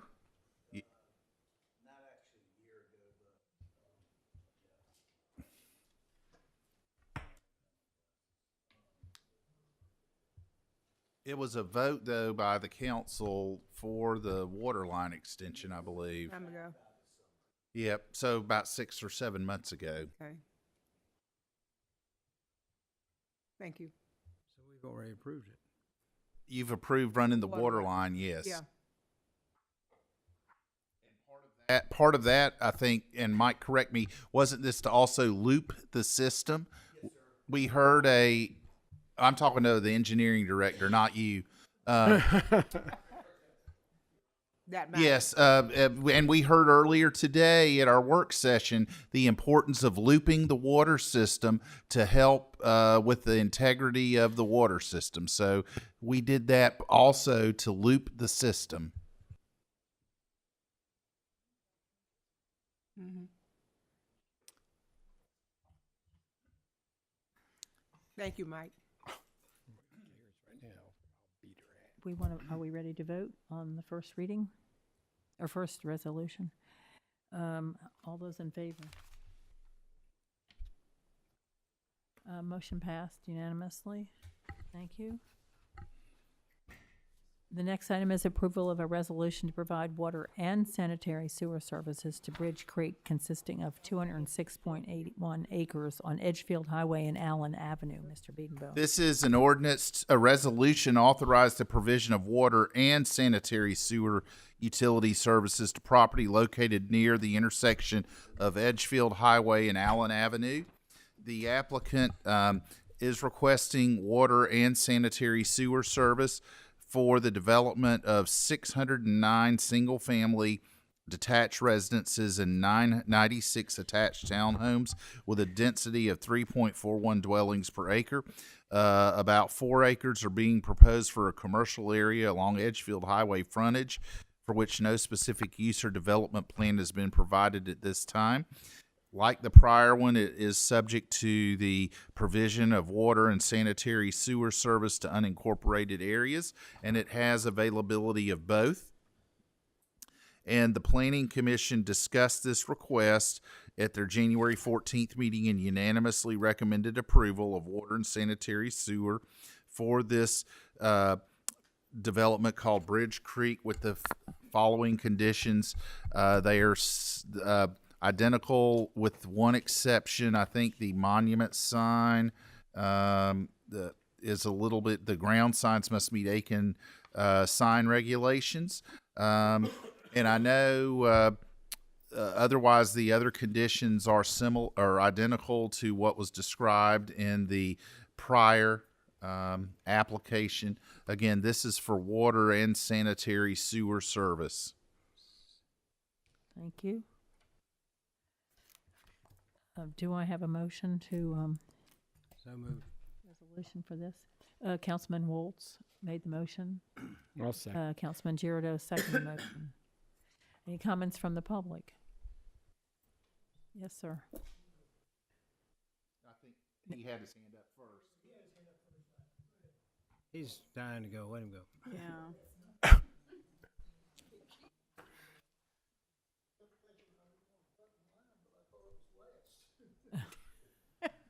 Thank you.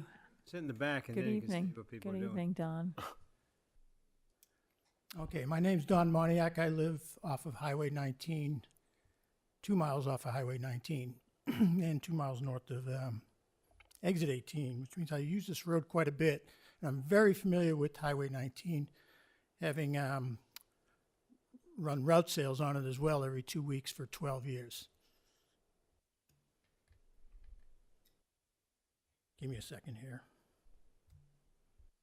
First of all, I want to hand one of these out. I'm going to send it by email as well. The first issue I want to raise is kind of generic in nature, but public notification is really important. People see signs out in their neighborhood, and those signs do not describe what's happening. This particular resolution, this particular agenda item could have been clarified very easily with the addition of 4 words. Utility service request for 705 homes for Bridge Creek. Adding that 705 homes would cost nothing in the published record, and it would not take up much space on the signs. People should be informed of what is coming down the pike in their neighborhoods and on the travel routes and in the areas they live as soon as possible moment. I don't think anybody would disagree with that. Yet, over and over again, city and the county is even worse at it. They don't even provide their agenda packets for their planning commission. Something I've complained about quite a bit, but that's a little bit of an aside. So that's the first thing I want to point out, is that that would really be beneficial in every situation. Secondly, you have to ask what will, in the planning commission memo, says there's 6 ingress-egress points proposed for the new development. New roads would be constructed from South Carolina 19, 1 north of Bethel Church Road and 1 south of Allen Avenue. That means there's no ingress-egress except on Highway 19. There's no access to Croft Mill Road, which would really greatly alleviate the issue of traffic on 19. Now, the 2 entrance points, I gotta move this back, I'm stepping on the cord. The 2 entrance points, Sewer and water. both of them are on curves. 705 homes, everybody getting out, and you're familiar with that Highway 19, right? Yes. And several other people are. The first one occurs on a long curve, at the end of a long curve. The second one, going north, occurs at the beginning of a long curve. This is going to be a very, very difficult traffic situation. I think you just should be aware of that. Extremely difficult, probably one of the most difficult traffic situations that anybody's going to encounter in this calendar year for any subdivision. It's going to make a dangerous road even more dangerous unless they find access to Croft Mill Road. So therefore, there's been no traffic study for this yet the other 2 that you're hearing from, the Beaver Creek one and the Wire Road one, there are initial traffic studies have been conducted and they're in your packet. This one doesn't have anything. There's no estimates at all. It says there's supposed to be a traffic impact study before it's approved, but there's not one. I also want to mention this is close to Bridge Creek itself is not far away, and part of this property does drain into Bridge Creek. Bridge Creek is one of the longest, and perhaps it might be the longest undisturbed, relatively undisturbed creek in Aiken County. It starts in the Henderson Preserve and it runs all the way down into Graniteville, and it was protected in trolley line with a very large buffer. There's one human-made pond on it, and then there's another one at the end of it. So I just want to bring that to your attention. It's not something that's going to influence the decision much, but you should just be aware that this is very close by and draining into one of the most unique places in Aiken County. It's very unusual for a large parcel. I mean, it's very unusual for any creek in this county to be that undisturbed. I'm going to close it with that. Thank you. Thank you. Thank you. And Bridge Creek runs, I don't know where Mr. McCartney went, but he was telling me earlier, it runs Outing Club, the pond at Outing Club, under the road and ends up going through Trolley Run. Right? It starts just north of Mayfield Road, runs south of Mayfield Road, and it runs down to Outing Club. The Outing Club itself, that's one of the only ponds on the...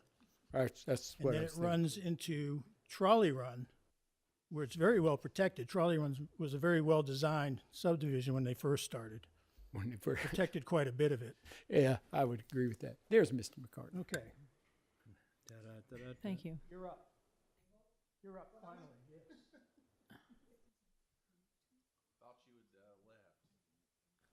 No. Where do I start? Where did I already start? Your name and Okay.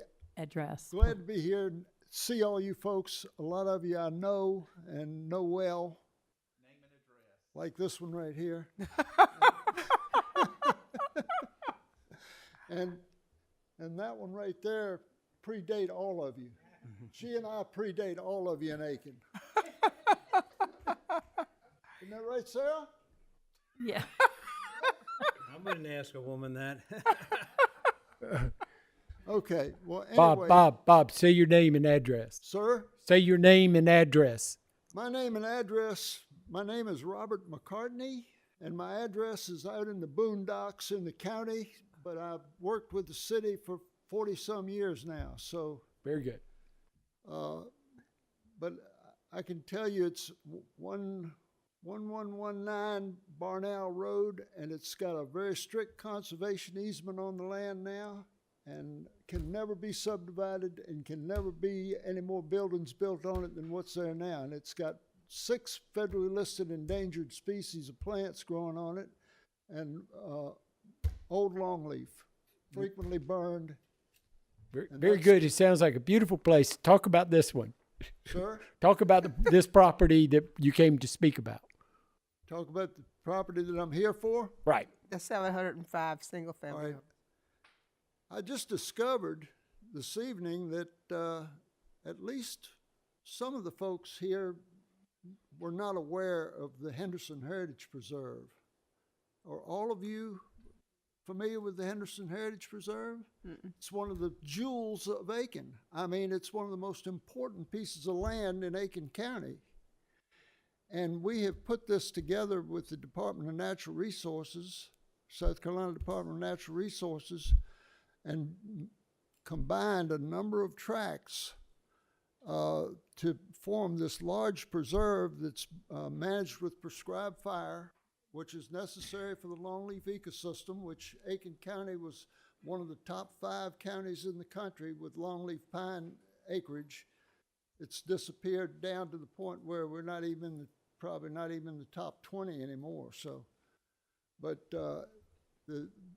the flood of development that's coming into Aiken County is something that I've been observing for a long time. I came to Aiken area long before I moved here, and I moved here 45 years ago. And my business that I ran here in Aiken for the last 44 years has put Aiken on the map worldwide. Woodlanders Incorporated, International Rare Plant Mail Order Nursery here in Aiken, is the only reason a lot of people in this country and abroad, in many countries, know Aiken even exists. So I've been kind of messing around here with a whole long succession of city managers, but not dealt closely with council. At least some of the members that are on council now, we did take a little tour around Aiken one time after a board meeting, and I've been promised we were going to do it again. We never got around to it. But so we've got new council members that we didn't have back then when we did that. I think Leslie was one of them. I'm too young for that. That was some of the. You what, Leslie? I was there. I'm sorry. I'm only kidding you. Well, anyway, this development on this, it was 137 acres, but I understand it's now 200. They must have acquired a little bit of additional property to build this development.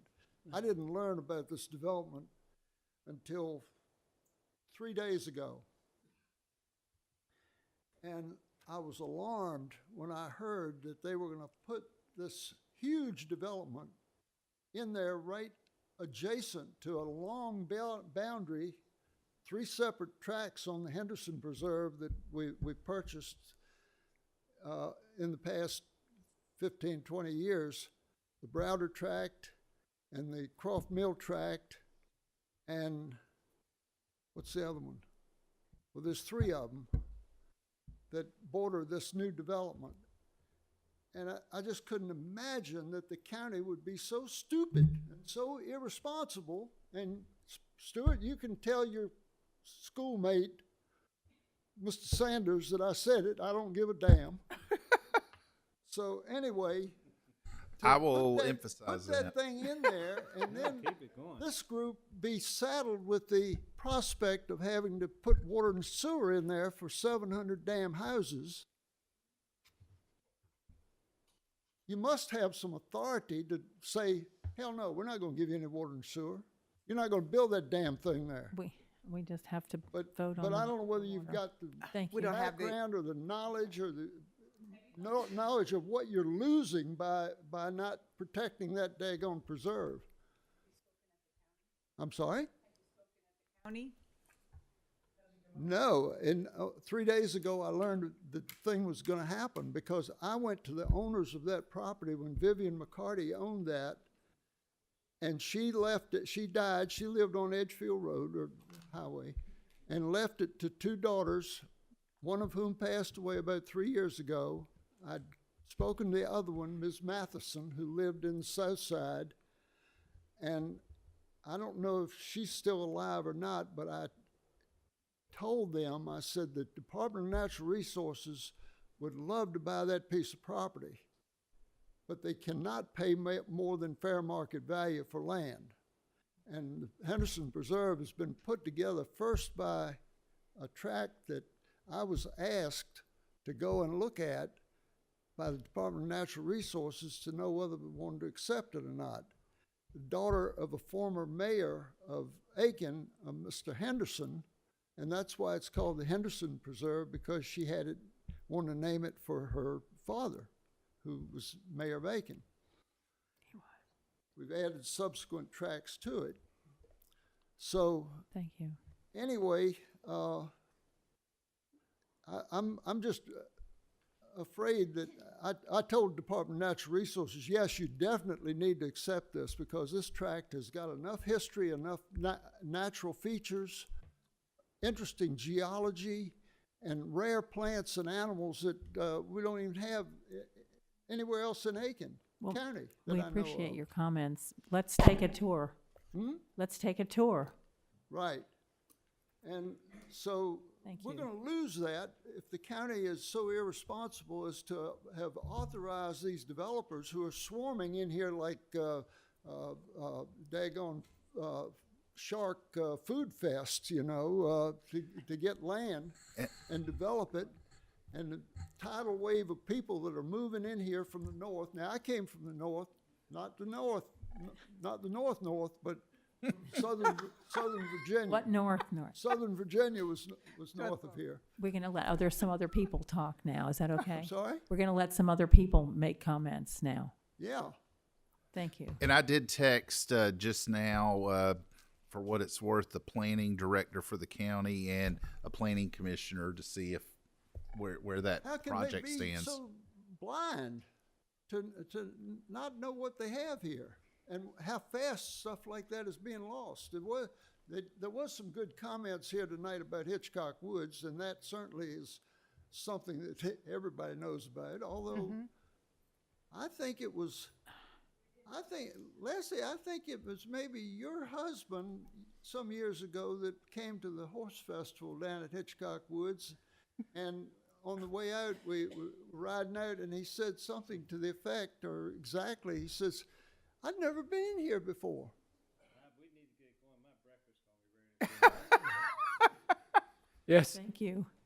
What'd you say, Ed? We need to get going. My breakfast's gonna be ready in a little bit. Thank you, Bob. Thank you. Well, I just thought y'all needed a little education, and I was able to give it to you. I mean, I have a background in wildlife management from Utah State and a master's from LSU, and I've worked in conservation work all over the South for years and years. And I've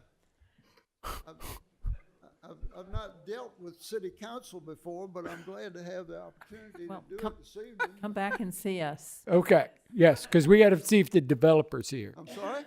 We got to see if the developer's here. So let's move along. We appreciate it. I learned something tonight. Well, So I know what y'all are dealing with. You're dealing with an urban situation, and I'm dealing with the boondocks. Right. And I'm dealing from a standpoint of someone who has been rural all their life, grew up on a plantation in Virginia, and now it's a development subdivision where our home site was, but the bulk of the property is now Aiken's, listen to me, Aiken State Park, York River State Park in Virginia. So Thank you. land that was lost, but land that was saved. And I'm complimenting the city for saving the daggone Brunswick tract. It's kind of beat up, and it's going to be better. But it's wonderful to have that 2,500 It acres, is. something more than a 100%. 6-foot wide border around Okay. Mason Branch Reservoir. Okay, let's, Okay. And we're this gonna is- have lunch soon. One thing I failed to remind you when we drink coffee is that you only get 5 minutes to speak, and you've spoken for 10 minutes. And I'm sorry, I should have reminded you. So, thank you for your patience. There's got to be for some waiting. advantage to being last. I can hold y'all here. Oh, This is a filibuster. No, but thank you for Thank waiting you. to the end and being so patient. I said thank you for waiting to the end and being so patient. We That's right. appreciate it. Thank you for so coming. much. Appreciate you. okay. I know you folks have a lot of people pulling at you from all kinds of different directions on different issues. And I'm a free man. I can say what I want. I don't have to please what they hear. Be pleased. Thank you. Thank you, Bob. Where was I?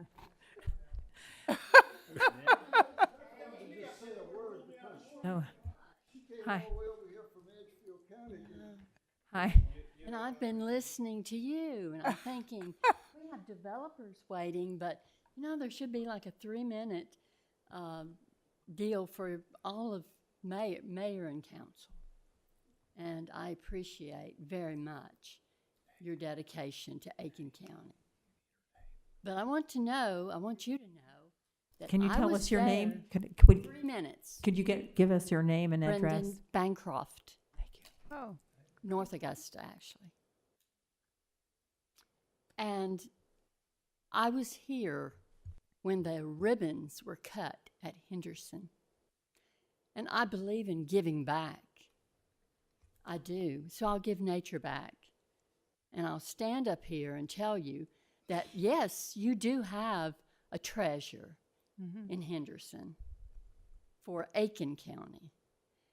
And if you took a little helicopter ride around Aiken County, you could see it looks to be coming Atlanta. And I would like to know that the people who are sitting in your seats realize how important natural areas are. Did you know that developers and the city can work together to protect? I'll give you this if you give me that. It happened in North Augusta. We got the Greenway. So I know it can happen, and I would hope that you really take a good look at Henderson. And I know because I've followed it all 4 seasons. It's beautiful. You haven't seen it? I photographed it. And I know how much work by Bob and others to give you something that you haven't even seen. So I appreciate your time as public servants. And I'm happy that you let me speak. we're happy you're here. Thank you. Yes. We're voting on the 206 acres. Good evening. My name is Woody Hughes. I live at 3012 Fox Spring Road in Augusta. I'm here representing DDG, the applicant, I suppose, for this petition. I don't know whether it's worse to be somebody trying to bust a historic preservation or whether it's somebody trying to develop a residential tract. But what I want to say is, I think I wasn't aware of the Henderson preservation. I think it's very interesting, and I want to learn more about it. But I think given current land use regulations in the state of South Carolina and all over the Southeast where I typically have worked, the areas like that will be protected. And that's what it's all about. DHEC in the state of South Carolina, requires you to do certain things, EPA in Georgia. And you have to protect these areas, and we should protect these areas. It's very important. But I think, the proposal to develop this property, it will take time. We do need water and sewer. It's important. But I think it's a good proposal. It's a good concept. I hope you've seen the concept plan. There was some mention of just some concern about traffic. Traffic's important. A traffic study has not been done. It's really not feasible to engage a consultant to do a traffic study and pay thousands of dollars until you have what you need to be able to go forward. So, with the council's approval of water and sewer, then the traffic study will be initiated, and certainly we'll do everything we need to do. Yes, Highway 19 is busy. I was out there today.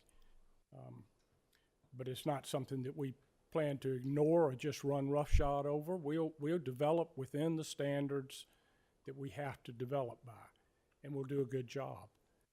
These owners here are Aiken County folks, and I think they're looking forward to being able to develop this property. I'd be glad to take any questions. I don't know the site like I would like to know it. I was sort of thrown in the breach today, but I did my homework to try and understand, just exactly what we were proposing to do here. I was told there wouldn't be any opposition. Maybe that's why they threw me in the breach. I have a question, and I saw this too, and Mr. Moniak brought it up, is the limited access to the property. I would encourage you. I understand that's not what we're talking about here. We're not talking about but trying to get to Mayfield Road with access that in. Do you know if that's been looked at? Or? I do not know if it's okay. been looked at. And I that's looked at Croft Mill and Mayfield today, the two access points on, onto Highway 19. They're separated by long distances, so you don't have turning movements, that are conflicts with those sorts of distances. But yes, it would be beneficial if we could obtain additional property to alleviate some of the Highway 19 traffic. It's a tough property. I'm familiar with the property, and it's been sitting there for a long time. So I appreciate that you want to do it. Density of that size, I do think that it'd be benefited with more access. And you're right, Croft Mill Road would be a good way to go too. I know there's some development of houses down there. I'm not sure what the vacancy rate is for raw land, but it's something to look at. Again, that's just me as a real estate agent looking at it if I was trying to help you, which I'm not, except you want water and sewer, and that's what we're voting on. So that's really not our purview, but I appreciate you addressing it. At the planning committee meeting, there were quite a number of folks in the audience concerned about density, number one, and traffic flow. And for roughly 20 years or more, folks have talked about that 19 corridor and how busy that corridor is, and wanting to see it as a 4-lane, and comparing that to Highway 1 in terms of the traffic flow.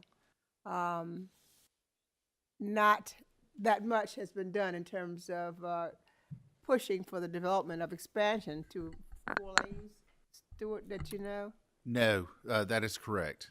So, but it's needed in terms of expansion if we're seeing some potential for growth.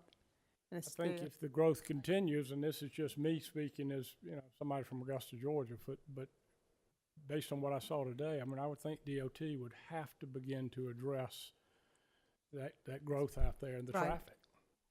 So,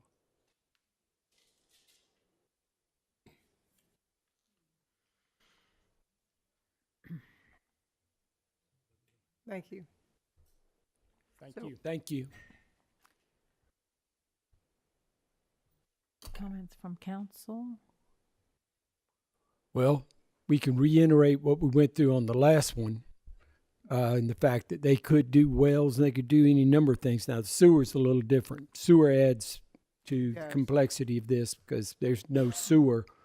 They'd have to go to septic tanks. They could do that. I mean, it could be developed. They'd change the density, but that's really not what we're voting on.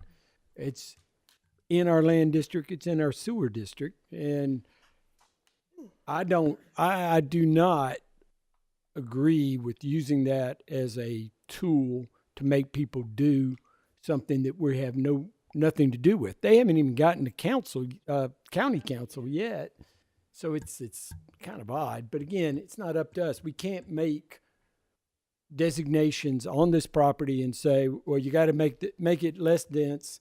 You got to do this. You got to do that. We're not in that position. It's basically, do we give them the water? Do we give them the sewer? And we'd be setting a dangerous precedent if we didn't do that. But I wonder what y'all think. No, you just hit the nail on the head is, do we give them the sewer? Do we give them the water? If this goes to fruition, right? Yeah, right. The thing is that's up to the county.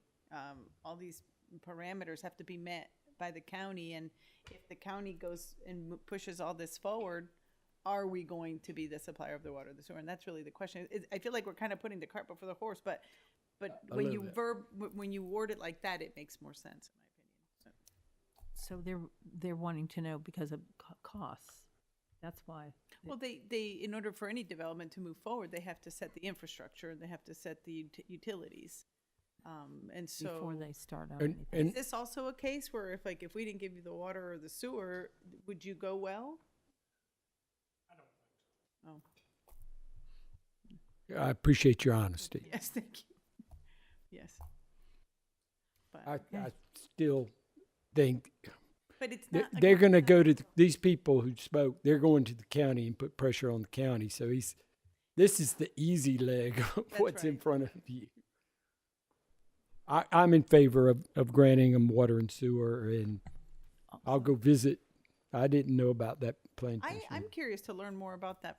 Yeah, that's interesting. It's a lovely development. Yeah. Or I'm sorry, preserve, not development. The Henderson Heritage Trust Preserve. Right. Thank you. Oh, well. Well, we're voting then. Yes. Okay, everyone is in favor. No, you asked for vote. That's right, all those in favor. It's unanimous. Thank you.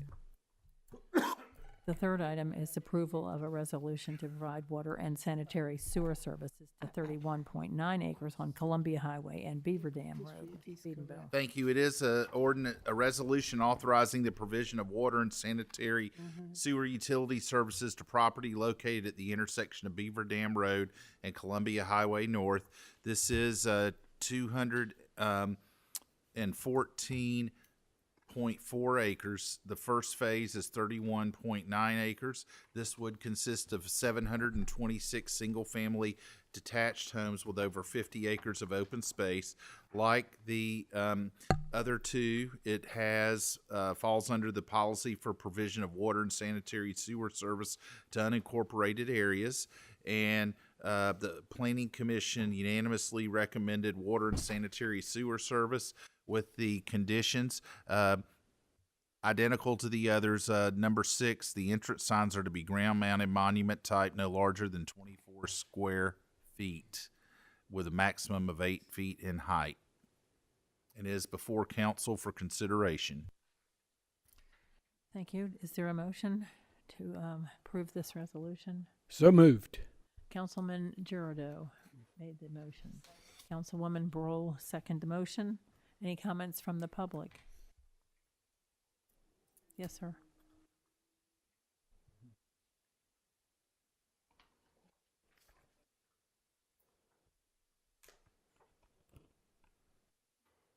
My name is Joseph Galino. I'm Vice President of Land Development for Bill Beasley Homes, which is actually the parent company of Beasley Development. I don't know if the public wants to speak or not. I don't know if you have any questions on our neighborhood. Mr. Stewart, he pretty much described what we're doing. I've met with planning. I've met with sewer and water. So we've worked out all our kinks. I do go before Aiken County Planning on the 20th of February. It's just for approval of our concept plan. We are within their zoning, so we're not going for any kind of rezoning. This neighborhood is close to Highway 1. Close to I-20, excuse me. I'm used to I don't call roads by their name. I usually use their numbers. So it is close to Route 20. We're looking to do workforce type housing. We know of some of the development that's going on Frontage Road. We hope to provide some homes for that. We are leaving some commercial space. There's a little square up there that we did not purchase. And then there's another area on the other side which will be for sale for commercial of some sort. We don't do commercial work. I don't know if you have any questions on it you would like to ask or me to clarify. The square is Eagle Aviation's office building. I don't know if it is their office. It might be. Well, it was Mike Laughlin's building. We didn't purchase it. It was part of them. I think they kept 2 acres. Yeah, I'm 2 acres out. I'm pretty certain it was Mike Laughlin's office. It's a cinder block, split block building. It's a nice Right. building. Right. Yeah.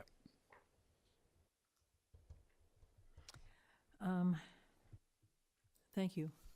Okay. Anybody have I'll any- answer if you got anything else. I'm more than happy to.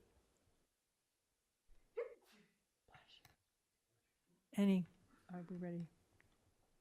Any comments from council? There will be 726 homes. Yes. This development. And what I'm hearing is the density of the location of these homes. And the fact folks were asking about the capacity, the city's capacity in terms of handling the water. Can you address that? Yes, Stuart? it is within the capacity. We are, as noted earlier, our water plant will have capacity for 8.8 million gallons per day. And I think we're going to get permitted for around 8 million. Right now at the old plant, it's about a little over 5 million gallons per day. So it is within the capacity of our ability to serve. Okay. The average home with the new building standards, I think, use approximately 240 to 250 gallons per day. That is, I heard someone earlier say 400, but I think what the regulatory agencies use as the rule of thumb is 240 gallons per day.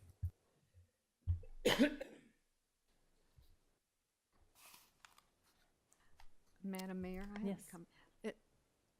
I think this, on the comprehensive plan, is shown as an area for future growth for residential, isn't it, or a node of growth? Because this is up near the airport, right? Actually, we did not capture that in our comp plan, that far north on Columbia Highway, yeah. There's stuff already going in there.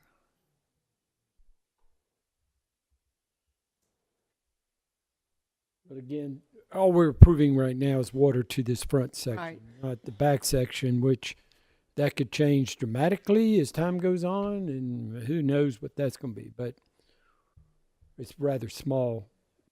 Right. I guess it depends on real estate, right? Does it sell? It's slowed down tremendously compared to where it was.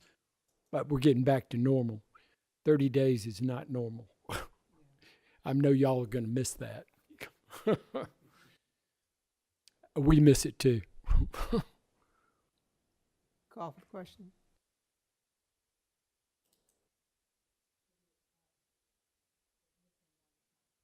Actually, two, Councilwoman Diggs and Councilman Waltz stepped out of the room.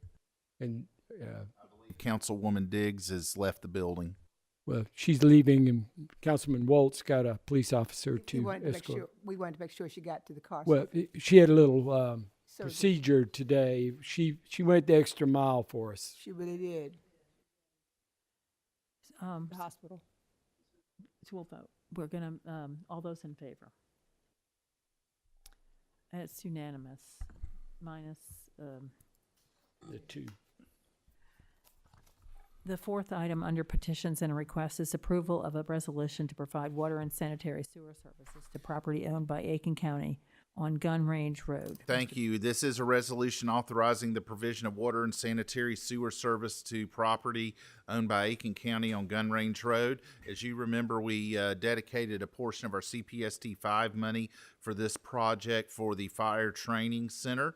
It's going to be constructed on a 90-acre portion of a 185.87-acre tract just down from new water plant.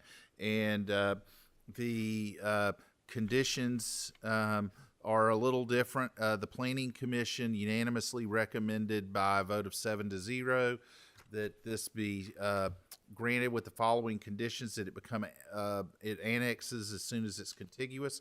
The city engineer approved the design of the water and sanitary sewer service. The site and landscape plan comply with our tree preservation and landscaping regulations.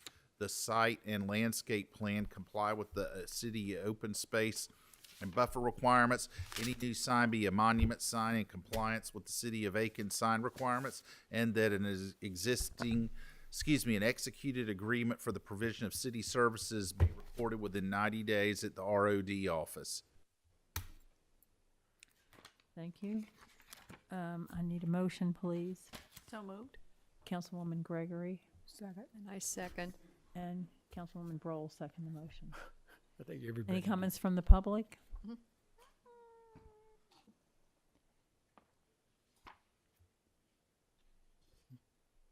Good evening. Hey, my name is Todd Bobang. I'm with AECom, working with the county on this project. So, like you said, this is our fire training facility for Aiken County and joint with the city of Aiken to provide a space for our firefighters to train. As far as the utility side, which is what you're concerned about, we're tying off of a water main off of Gun Range Road in our phase one to put in our fire training tower, in a small parking lot where water line to our property to service 2 fire hydrants for training purposes. And we're also stubbing out sewer at the existing pump station next to our property to where a potential classroom building for phase 2 development later down the road will be established. And in that phase 2 development, that water line will continue on. We talked about looping into Wire Road to not affect flow as much. But here to answer any questions you may have about our project. And it is a looped system. Just as we heard earlier today, looping is very critical, which we've been doing to address issues with water hammering and the water leaks. So this is, again, another example of us working to maintain our system appropriately. And just to clarify, that will be in our phase 2 development. That first initial phase 1 will be stubbed out and connected in that, looped in that phase 2 development. Any questions you may have? Didn't we loop out at Gun Range Road not too long ago, Mike? Yes, I thought we did. We've already looped out at Gun Range, which again, is something that was very much noted earlier today. Thank you. Thanks a lot. Do you have to go far? Where are you located? Greenville, so a little bit of a drive, I know. Oh, wow. Got the short end of the straw on the end of the list. Hey, learned a lot about City Aiken. Let's go. There's the Wilcox, there's the Carriage House. The Kisners, they're here too. Yeah, I learned everything. So Kisner. might have to make a trip next time I come down. Well, I've known I'm a former AECom employee. Oh, well, nice to see you. Thank you. Thank y'all. Thank you. Thank you. Any comments from our council? Are we going to annex them in? I guess Once not. they're contiguous, if they become contiguous, that is part of the conditions. But it's the city and the county, so. Well, the county asked us to annex their government center about 12 years ago. Well, there they go. The police protect them. Public safety. All those in favor? Motion Kay, passed. Kay voted yes, just for the record. Sorry. Ed, you're in I favor? didn't know you were taking Thank the vote. you. It's unanimous. It's unanimous. The final item on our agenda tonight is approval of a memorandum of understanding with Aiken Corporation and Safe Aiken travel. Ventures LLC. Mr. Biedenbow. Thank you. This is, we had a groundbreaking earlier today for a very positive and substantial and project for downtown. I might add, as part of the project, we are going to install a new water line down Newberry Street, which will help loop our water system to, again, help with the condition of our water system. So that's something, again, I want to emphasize because I think it's very important for everyone to understand. This is a framework, as council directed 11 months ago. We need to begin working with Aiken Corporation on a memorandum of agreement or a memorandum of understanding. We're very pleased that we've got this before the council. I had a good chat with Senator Young about this when he was in last week, about this. This is just a great MOU for the city, for the residents, for Aiken Corporation. It will ensure that the building will pay taxes to the local school district and the county and the city. And it will most likely be the building in terms of assessed value highest amount, which will be a tremendous amount of payment to the school district and the county and to the city, which is, I believe, a very positive thing by transferring it to Aiken Ventures, which is a for-profit entity. This MOU is before council for consideration. Again, I also want to mention the wonderful collaboration with USC, Clemson, South Carolina State, Georgia Tech. USC Aiken's going to be a tenant, so we'll have the downtown presence more memorialized for the university. And it's just such a wonderful thing. Again, I've never seen such a substantial project with just a broad consensus amongst the community. Thank you. Is there a motion? So moved. Councilwoman Gregory and Councilman Girardeau made the second motion. First to say, it doesn't matter. Any comments from the public? No? Comments from council? Council comment? All those in favor? Motion passed unanimously. Thank you. We now open the floor to public comments on non-agenda items. Comments are limited to 3 minutes per speaker and for a total of 30 minutes. Buzz, I think you're the last one who hadn't said anything. Don's you're not going to talk? Oh, I knew you would. Oh, come on, give us a break. Give us a break. Bringing us. It's only 3 minutes. And I knew I had to stick around for the Highway 19 issue. Yes. First of all, I have a question about the agenda item that was dropped. You mentioned earlier that the developer walked away. Does that mean it's not coming back at all? Walked away is a slang term. They are not buying the property. Okay, so that will probably show up again in 2 or 3 more years. Something. Who knows? If I knew that, I wouldn't be working here. Yeah, okay.